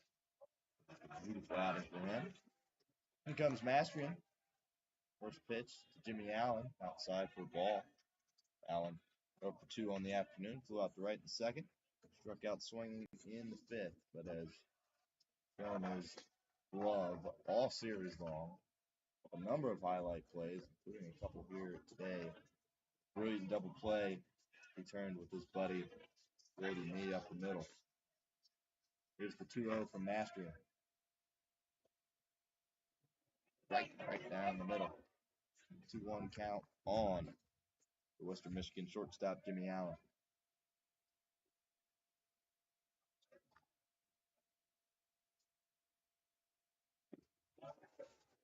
Strike 2, low and away, evens count, 2 balls, 2 strikes on Allen. What can you tell us about Mastrian? Yeah, Mastrian, he's one of those guys, not really a long reliever guy. He's kind of one of those guys you plug in, want to kind of stop the momentum for Western Michigan. Swing and miss, got him. Strikes him out. What are you saying, Andrew? Yeah, Mastrian, short reliever guy. Western Michigan, they've been kind of hot as of late. They scored that run a little while back, but they still scored it. Yeah, Mastrian strikes out a lot of guys too. Career high, or season high, 6 strikeouts against Cincinnati, and then 5 against Toledo. And he doesn't really give up a lot of runs, even though his ERA is a little high. Small sample size, though. Booty steps to the plate for the Western Michigan Broncos.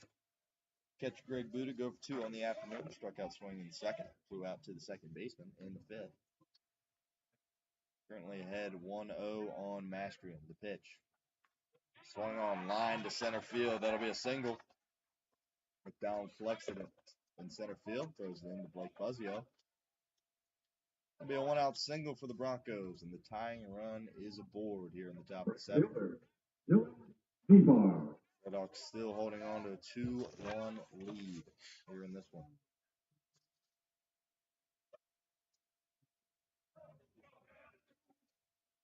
Right fielder Dylan Navar digs into the box for the Broncos.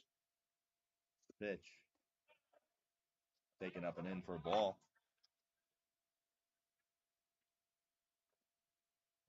If there's a guy the RedHawks want to be facing right now, it's probably Navar. 275 slugging and 295 on base. A lot of strikeouts, 22. Navar takes one away once again. He's ahead in the count, 2-0 on Mastrian. Navar 0 for 2 on the afternoon, flew out to right field in the 3rd, and lined into a double play in the 5th. Budig takes his lead down at first. The pitch. Upside once again. 3 balls, no strikes on the Broncos right fielder. See if Mastrian can battle back in this count here against Dylan Navar. The 3-0. Upside once again. That's a full pitch walk with the number 8 hitter, Dylan Navar. Broncos have him on first and second. Only 1 away here in the top of the 7th. Second baseman, Grady Mee. This brings the plate. Grady Mee. Grady's having a nice day. Ground rule double in 3rd. Single to center in the 6th. The pitch. Swing and a miss. Strike 1 on Grady Mee.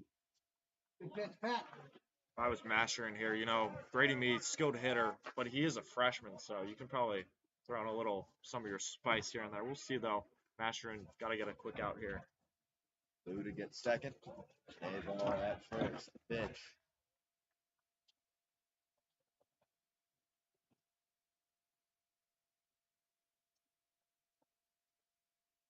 Down. Grady Mee. This one's lifted into left field. Is there room for Brian Zapp? Doesn't appear so, as this one drifts into the Miami bullpen. And the runners will retreat to their bases. 1-2 count here on Grady Mee. 1 down here in the top of the 7th. Broncos got runners on first and second. Patrick Mastrian on the bump here for the RedHawks. The pitch.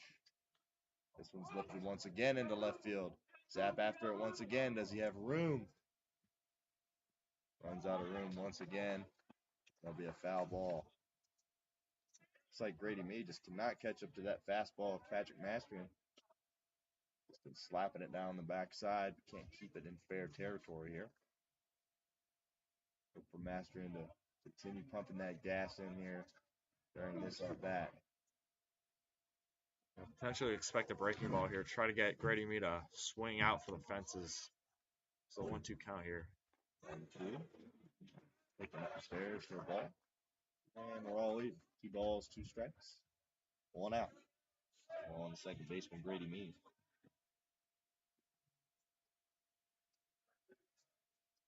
Nobody holding, booting on at second. Patrick takes a peek at him. Swing and a miss. Strike 3, huge strikeout for Patrick Mastrian for the second out of the inning. Number 17, Sets Grady Meade down Jackson on strikes.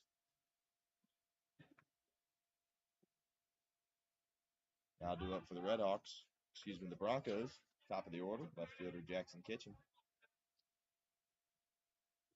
First pitch. Strike on the outside corner. Beautiful fastball there from Mastrian. Kitchen 0 for 2 on the afternoon with a hit by pitch. Flew out to left field in the third, grounded into a fielder's choice in the sixth. Here's the 0-1 from Mastrian. Changeup. Fouled and lifted out of play, out of reach of Miami third baseman Rylan Zaborowski. And just like that, Mastrian is ahead 0-2 on the Broncos' leadoff man, Jackson Kitchen.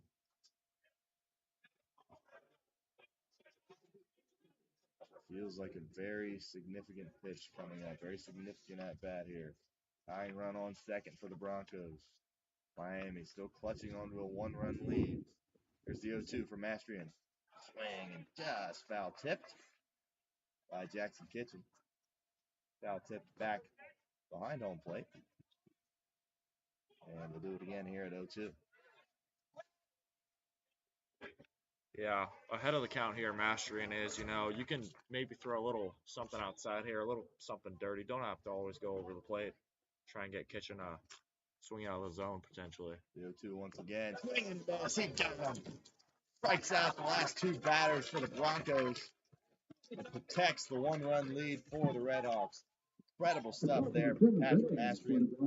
Battles for the RedHawks. Gets us out of the inning here. Strands 2 guys on base. RedHawks coming to bat here in the bottom of the 7th. Looking to play out on 1-run lead over the Western Michigan Broncos. Stay with us. You're listening to Miami RedHawks baseball on Red Hawk Radio.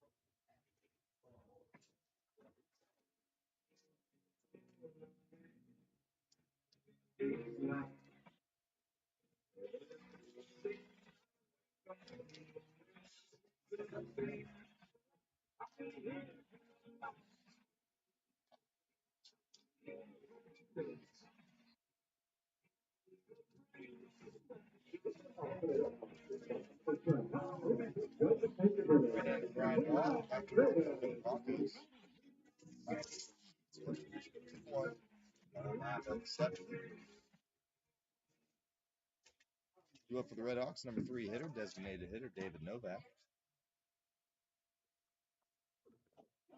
First pitch taken turn away for a ball. Novak's been on base twice this afternoon with a walk and a hit by pitch. And flew out to right field in the 3rd inning. RedHawks desperately trying to get some insurance here. Taking high and in for a ball. Moves the count 2 balls, no strikes. Miami DH. This inning kind of feels like the inning the RedHawks have to work the count here. Make Watt work for those strikes. You cannot give him free strikes. And we'll see, though, because it's already a 3-0 count. And especially with some of your hitters, bottom lineup coming up. Yeah, definitely work your count. Get what you can. 3-0 taking for a ball, and it's a 4-pitch walk for Ryan Watts. Leadoff walk for the RedHawks. Minus bat for the RedHawks to step into the plate. Ryan Zaborowski. Zaborowski, of course, went yard in the third inning. Solo blast to left field. 2 strikeouts to go along with that home run, but there is power in that bat, and he is dangerous at all times. As he steps into the right-hand side of the batter's box. Huge swing and a miss. Excuse me, foul tipped it. Huge swing there from Zaborowski. Novak stands on first base after drawing a walk. RedHawks would love to get Novak across and extend this lead to 2 runs. The pitch. Taken for a ball outside. He needs to count 1 ball, 1 strike on the Miami third baseman.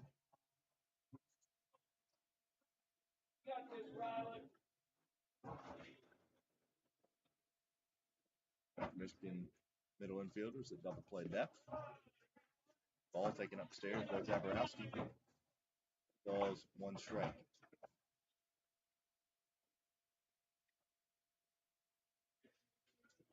Ryan Watt gets the sign from Budig. He kicks, he deals. Check swing by Zaborowski. Did he go? He did not. There's the count 3-1 on the Miami third baseman. Zaborowski, not a big walk guy. Only 8 walks on the year, but 710 slugging percentage, so expect him to hit it. Lifted into center. Will Morrison's going after it. Will he get there? He will not. It's in the gap. We're going to wave around runners. Zaborowski's going for 3. And it's an RBI triple from Ryan Zaborowski. Incredible stuff as David Novak comes on to score. The RedHawks extend their lead to 3-1 here in the home half of the 7th. What a mash from Ryan Zaborowski. My goodness. Smoked it once again to left center field. Right center field, excuse me. One hopper off the wall. Flying around the bases. Nearly caught up to his buddy Novak. Scored triple for Ryan Zaborowski. Having after big island. This is going to initiate a pitching change for the Western Michigan Broncos. Ryan Watt's afternoon has come to an end. And they'll bring in a southpaw here. Give him some time to warm up. Miami extends their lead to 3-1 over Western Michigan, trying to avoid a sweep here this afternoon. Stay with us. You're listening to Miami RedHawks baseball. There you go. More of that. Yes, I forgot the runner's name as he was Oh, yeah. I do it all the time.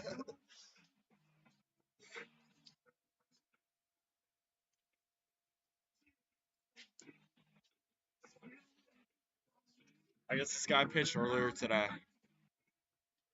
Went 1 inning, scoreless. Joe Shapiro. What number? 28.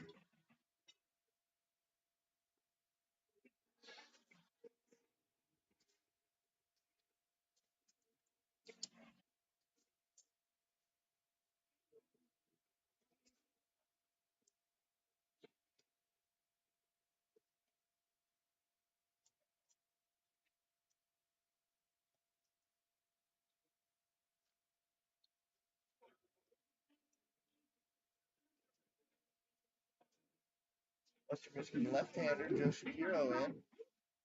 Take over to Ryan Watt. Shapiro. Scoreless baseball in the first game. And he gets the call once again. Try to get the Broncos out of this jam. Ryan Zaborowski. It's an incredible day at the dish. A home run and now a triple. Brings up his buddy David Novak all the way from first base. RedHawks have a 3-1 lead with their 4th run, standing only 90 feet away in Zaborowski. Parker Lester steps to the plate for the RedHawks. Skies one. Zaborowski will tag.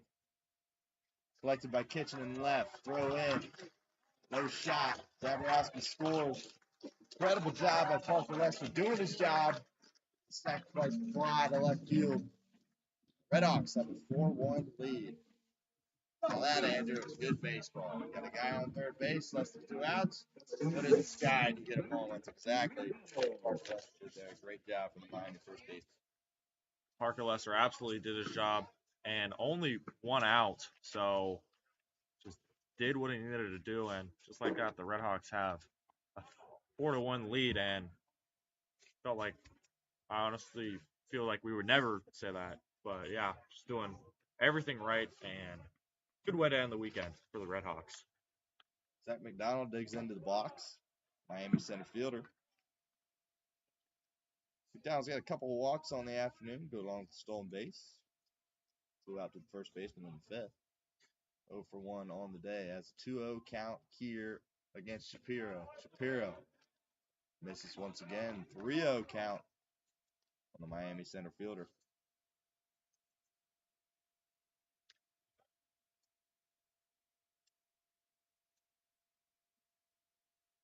Shapiro takes a deep breath, gets the sign from Budig behind the dish, delivers. Ball 4 pitch walk for Joe Shapiro. Third base runners for Miami. Zach McDonald makes his way down to first base. His third walk of the afternoon. I don't have base runners, and that's what the RedHawks have here. Not much of us about this series. Certainly getting some here late in this one. I'll have the seventh. See if we can play a little more out on here. Looks like we have a pinch hitter here for the RedHawks. Don Magliacca will pinch hit for Nate Stone. See if he'll go out and play right field as well. First pitch taken for a strike.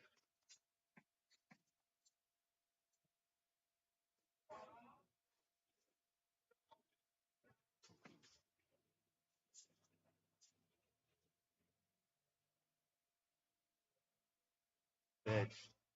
On the outside corner. Will be a ball, moves count. 1 ball, 1 strike, 1 out. Here in the bottom of the seventh. Once again, pitch hitter Dom Magliacca steps into the box. Takes pitch, going in, catches the strike zone, moves count 1 ball, 2 strikes. Dom Magliacca only in 13 at bats this year, but 2 doubles and 3 hits, so small sample size, but he's pretty good. Foul down the third base line. We'll do it again.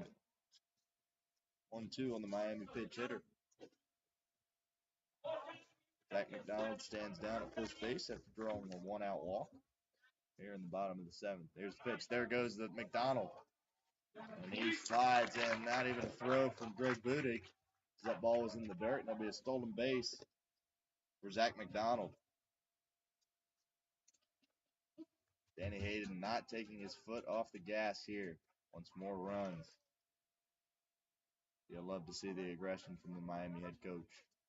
McDonald, he already doubles his stolen base category for this year. Bringing a foul tip into the mid of Budig. Magliacca will be retired. See if he comes in right field. Top of the eighth.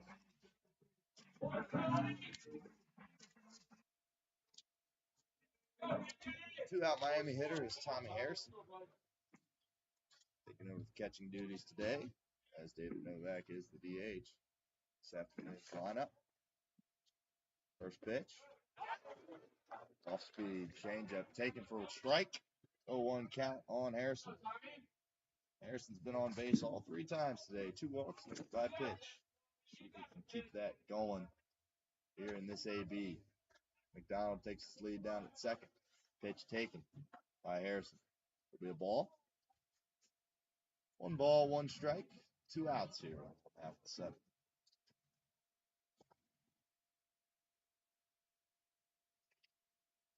The pitch. Outside corner, beautiful pitch there from Joe Shapiro. That'll be a strike. Moves the count to 1-2 strikes. That comeback fastball for the left-hander is absolutely disgusting, and that's what we saw there from Shapiro. Here's the 1-2. Taken low for a ball. And we're even at 2 balls and 2 strikes on Tommy Harrison. McDonald down at second, being held on by the shortstop, Jimmy Allen. The pitch. Taken once again, low and away.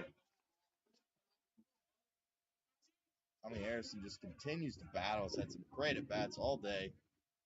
And has once again worked the count full here against Joe Shapiro. Pitch. Inside. Another walk for Tommy Harrison. He's been on base all 4 times today, folks. Incredible discipline at the plate from Harrison. 3 walks led by pitch. Certainly take that.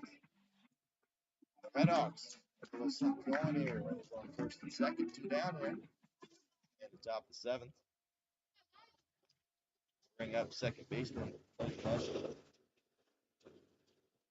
Yeah, Tommy Harrison, 4 walks in one game, that's really tough to do. And just the fact that he's been able to be so patient, especially against these pitchers who want to get him out, they throw him strikes, he just doesn't bite, and that's tough to do as a hitter. But Tommy Harrison definitely showing that getting walks pays off.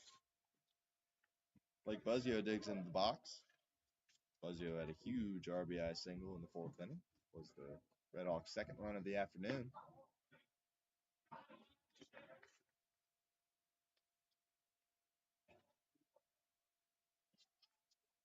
Takes first pitch for a ball. Be a 1-0 count. On the Miami second baseman. McDonald stands down at second. Harrison at first. The pitch from Shapiro. Breaking ball. Strike 1. Beautiful pitch there from the southpaw. Just catches the bottom half of the zone. Moves the count at 1-1. The pitch. Smack to Jimmy Allen. Flips to his buddy Grady Mee at second base. And the Western Michigan Broncos get out of the inning. However, damage is done from the RedHawks. Rylan Zaborowski with a triple scored David Novak. Parker Lester with a sac fly to score Zaborowski. The RedHawks extend their lead 4-1 here. The second game of the doubleheader on Sunday. RedHawks finish one out and avoid the sweep. Top of the 8th coming at you next. You're listening to the RedHawks baseball on Red Hawk Radio. Here we go, more of that. Sweet. I think it's a new pitcher. Or unless it's not. He's probably staying on that. Yeah, same one.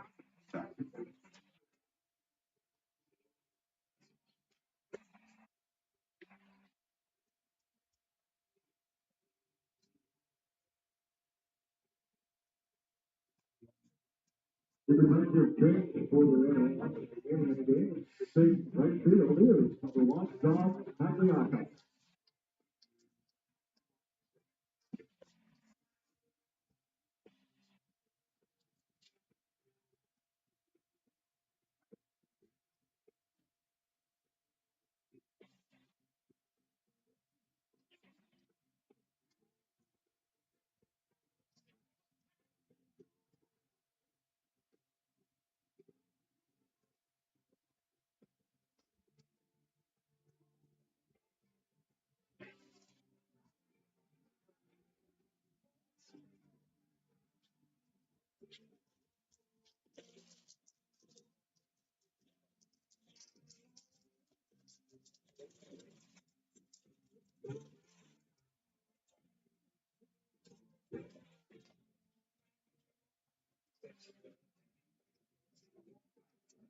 Bronco batter at the top of the 8th. Center fielder, Will Morrison. That will welcome you back to the ballpark. Here in the top of the 8th inning. Miami currently has a 4-1 lead over the Western Michigan Broncos. Patrick Mastrian back on the mound to work for the RedHawks. Stepping to the plate is Western Michigan center fielder Will Morrison. First pitch, inside corner, strike 1. We'll see if Mastering can get out of this quick. do not want to give Western Michigan any room to do anything, and especially facing the top half, middle half of the lineup. That's what you got to do, and looks like he's definitely off to a hot start thus far. Quickly ahead 0-2 on Will Morrison. Morrison doubled back in the 6th inning to left field. Here's the 0-2 from Mastrian. Check swing, did he go? Appeal, he went! Strike 3 on Will Morrison.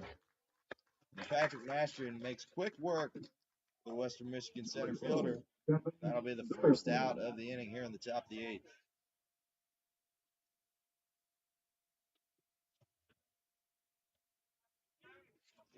Western Michigan third baseman Gavin Doyle steps to the plate. First pitch taken right down Broadway for a strike. Yeah, I really love Mastrian's approach here. Just get him out 1, 2, 3 quick, and all these pitches that he's been throwing are really good.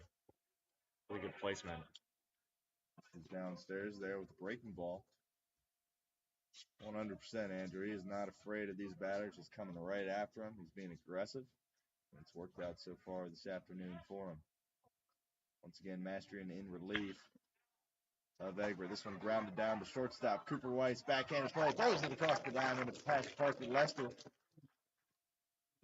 Then airmails on the throw around, but that's fine.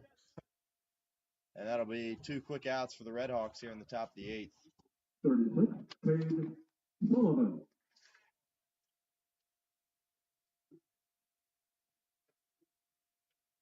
Cleanup hitter, Cade Sullivan. Always dangerous. Steps up to the plate here. He's been quiet in this second game. 2 strikeouts and a walk. But we all know the top he possesses in that bat. Takes the first pitch on the outer third for a strike. 0-1 count on the Western Michigan first baseman. Mastrian kick, steal, swing, and a miss. Just jabs right down the middle there. Sullivan could not catch up to it. Sullivan quickly finds himself down 0-2. For a high fastball here, trying to get Cade Sullivan to swing and shut the door for Western Michigan. There's Mastrian. This one's floated into left field. They're going to test Dom Magliocca. And he squeezes it. Great play by Dom. Right field. Moves all the way down to the line and squeezes it. Clears off his range there. See, incredible play in right field so far today with Nate Stone. The earlier innings, and then Dom Magliocca off the bench with a nice squeeze there in right field. That'll do it for the top of the 8th. RedHawks 3 outs away from a victory in this one. Don't go anywhere. You're listening to Miami RedHawks baseball on Red Hawk Radio.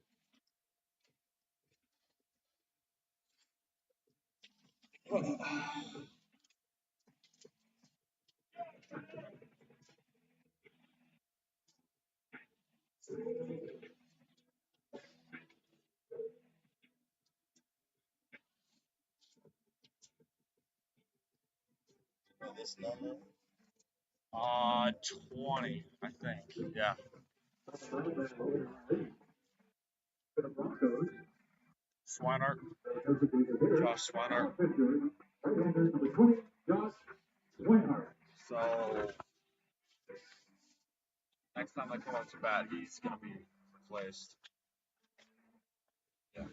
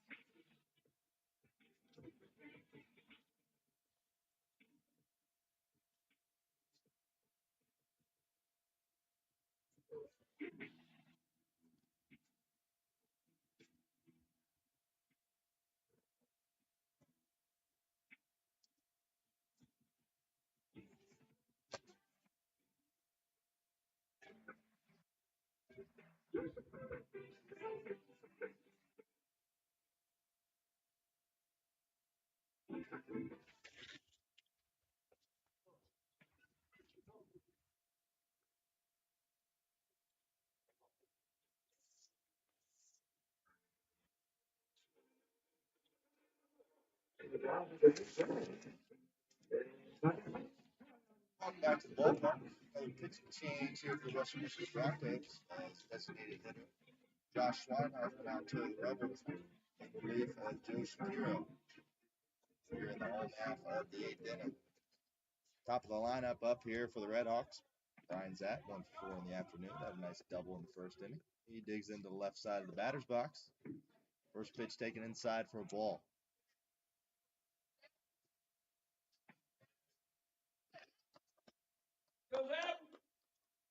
Swinehart. Nice pitch there on the outer third for a strike. He needs to count at 1 ball, 1 strike on the Miami left fielder. Miami currently has a 4-1 lead over Western Michigan.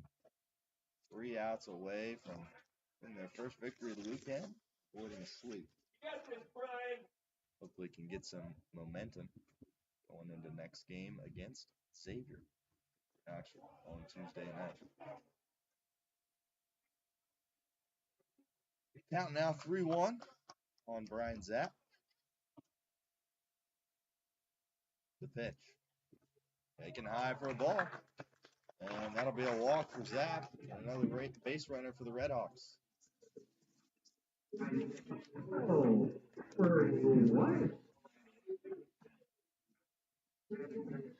Up to bat now for the RedHawks, shortstop Cooper Weiss. Comes up to the front floor.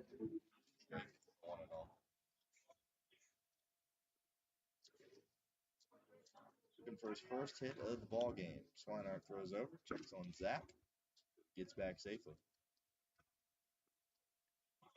Swinehart, last outing against Iowa, 1 2/3 innings pitched, 5 earned runs allowed. So it's one of those pitchers, he's good when he's needed, but against those Big Ten teams like Iowa, Michigan State struggle.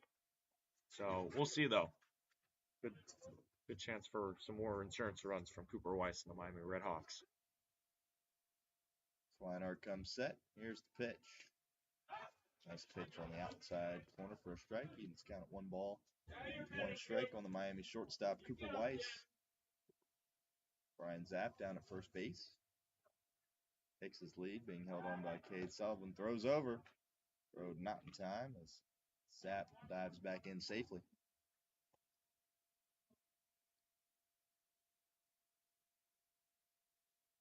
RedHawks trying to play add-on. Here in the 8th, Swinehart throws over. Checks on Zapp once again. Zapp 10 for 11 on the year. Stealing bases. Swinehart clearly concerned with him over there. He should be because Zapp goes. This one swung on. Driven to right field. Back goes Navar. And he squeezes it. And he'll throw to first. But Zapp gets back in time. Nice wood there from Weiss. Boxwell right field. Navar will find it. And squeeze it. Zapp gets back to first base. Trying to steal on that pitch. Not sure if that was a little bit run there for Danny Hayden or what. But there's 1 out in the inning. Zapp remains at first, and this brings to bat the designated hitter for Miami, David Novak. Swinehart checks on Zapp once again, throws over. Zapp dives in safely. See if he'll be off and running here again. Fakes it. Steers down. Pitch taken low and away by Novak. 1 ball, no strike. Novak's had a good day. 2 walks, a hit by pitch, and a flyout. So definitely positive. He's gone on base. Just what Hayden wants. This one's lifted into center field. Will Morrison camps under it, and he will squeeze it for the second out of the inning.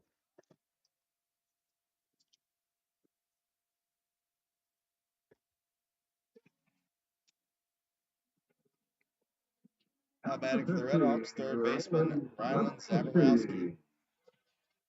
Zaborowski has had himself a day at the dish. RBI triple in the 7th, solo shot to left in the 3rd. Couple of RBIs for the Miami third baseman. As Swinehart throws over and checks on Zapp once again. See if Rylan has any more pop in that bat this afternoon. The pitch. Taken for a ball, low and away. 1 ball, no strikes. On Zaborowski.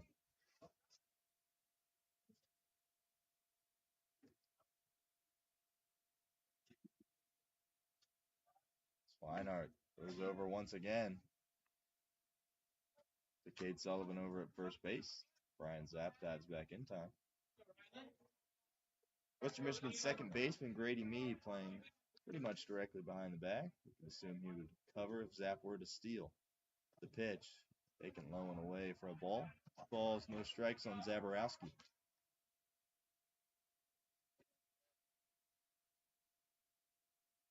Swinehart continues to look over at Zapp. Comes to the plate. Taking high for a ball. And there's 3 balls and no strikes on Rylan Zaborowski. That's why Rylan Zaborowski is such a dangerous hitter, you know. Works the count, and he swings for the fences to homer and a triple today already. Pitch there on the outside corner. It will be a strike. Moves the count to 3-1. Zapp gets his lead down at first. Swinehart kicks, steals, fouled back by Zaborowski. Another mighty hack at that one. Couldn't quite catch up to it. Fouls it back into the net behind home plate. First baseman Parker Lester awaits on the on-deck circle. There goes Zapp. And it will be a walk for Zaborowski. The RedHawks have on first and second. 2 down here in the home half of the 8th. We have first baseman Parker Lester. Lester did his job back in the 7th inning on a nice sacrifice fly and scored Zaborowski. Looks like Western Michigan's going to make another pitching change. And they will, as Josh Swinehart is exiting the contest. And it looks like they have another southpaw coming on. Billy Guerin makes another call to the bullpen. As he gets warmed up. We'll take a break. Stay with us. You're listening to Miami RedHawks baseball on Red Hawk Radio.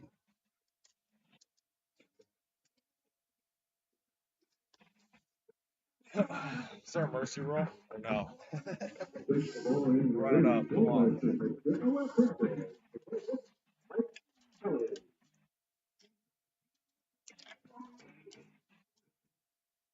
Have you heard of Earlham College before? Yeah. Yeah. I had So a friend that played baseball there. they're such a great baseball field. Yeah. Oh, yeah. The I field. call a few baseball games there. Yeah.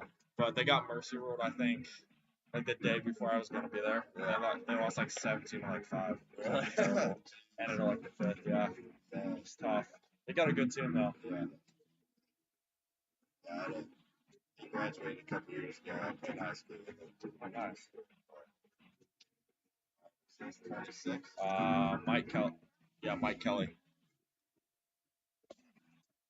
He's a freshman.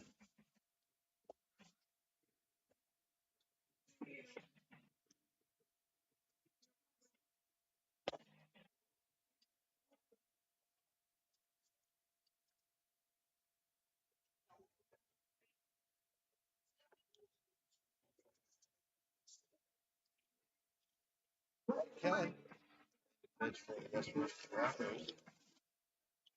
Kelly, freshman left-hander.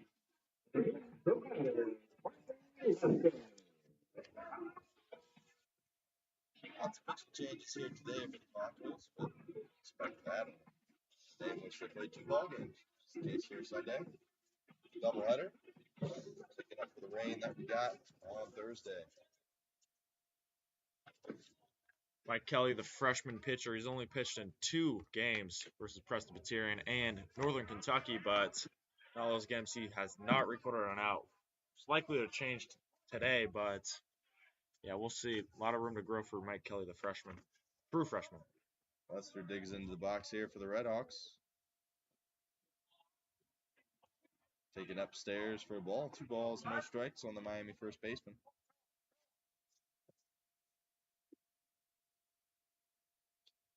Ryan Zapp resides at second base currently, with Rylan Zaborowski at first base. Both of which drew a walk here in the bottom of the 8th inning. Kelly takes a peek at Zapp. Comes home. There goes the runners. Throw down to third. Zap. Gets canned. What a throw from catcher Greg Budig. Just a perfect throw down to third base. And Gavin Doyle places the tag on Brian Zapp. The RedHawks have been retired here in the 8th inning. However, they currently hold a 3-run lead over Western Michigan and are 3 outs away from winning this ball game. Don't go anywhere. You're listening to Miami RedHawks baseball on RedHawk Radio.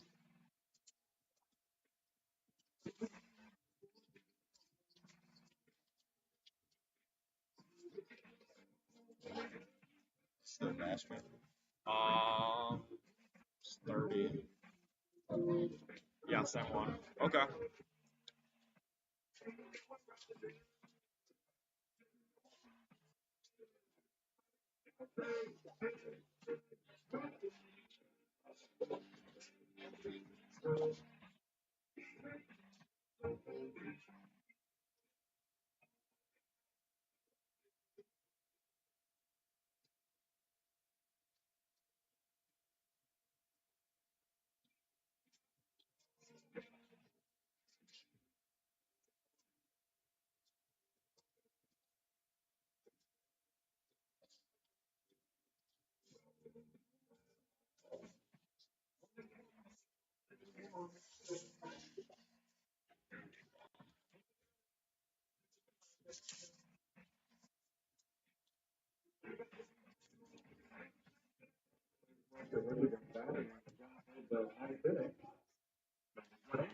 Josh.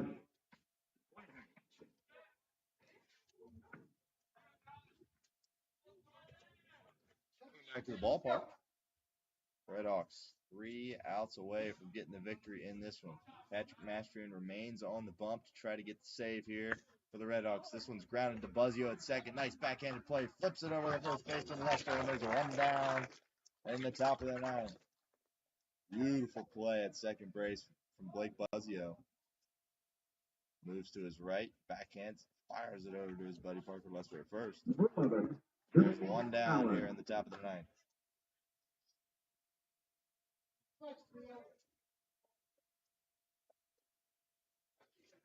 Shortstop Jimmy Allen digs into the box. First pitch. Taken inside for a ball. Allen looking for his first hit of the afternoon. Currently 0 for 3. The pitch. Right down Broadway for a strike. 1 ball, 1 strike, 1 out.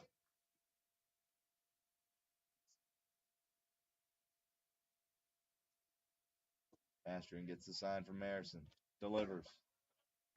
Just a bit outside. 2-1 count on the Western Michigan shortstop.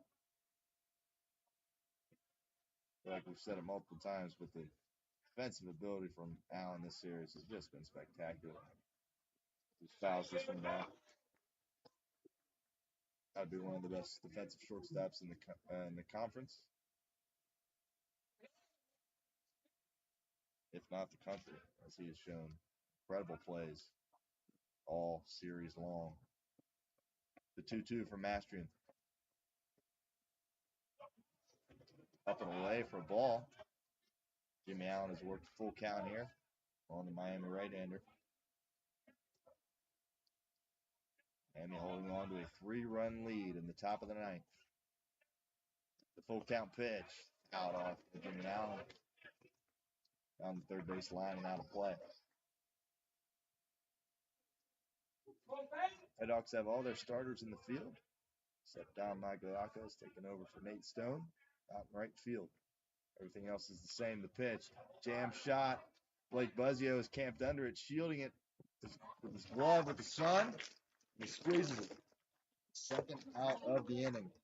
Miami is 1 out away from winning this ball game. Greg Budig.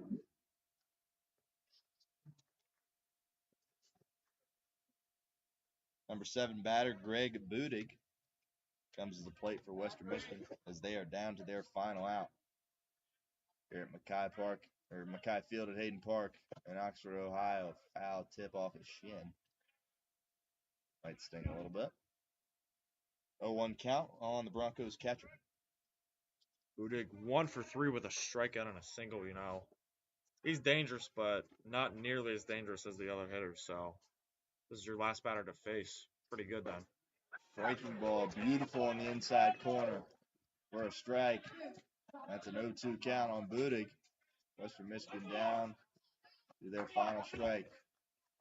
The RedHawks fans here at the park can feel it. 1 strike away. Mastrian, deep breath, pitch. Got him looking. Patrick Mastrian strikes out Greg Budig, and the RedHawks, their first win of the series. Huge win, much needed win for this ball club. Great stuff, start to finish from the RedHawks. A lot to be proud of. Danny Hayden, coach of the Sharks, did a lot of things right. Stars of the game, certainly have to talk about Ken Negwood. 6 innings on run baseball, absolutely incredible.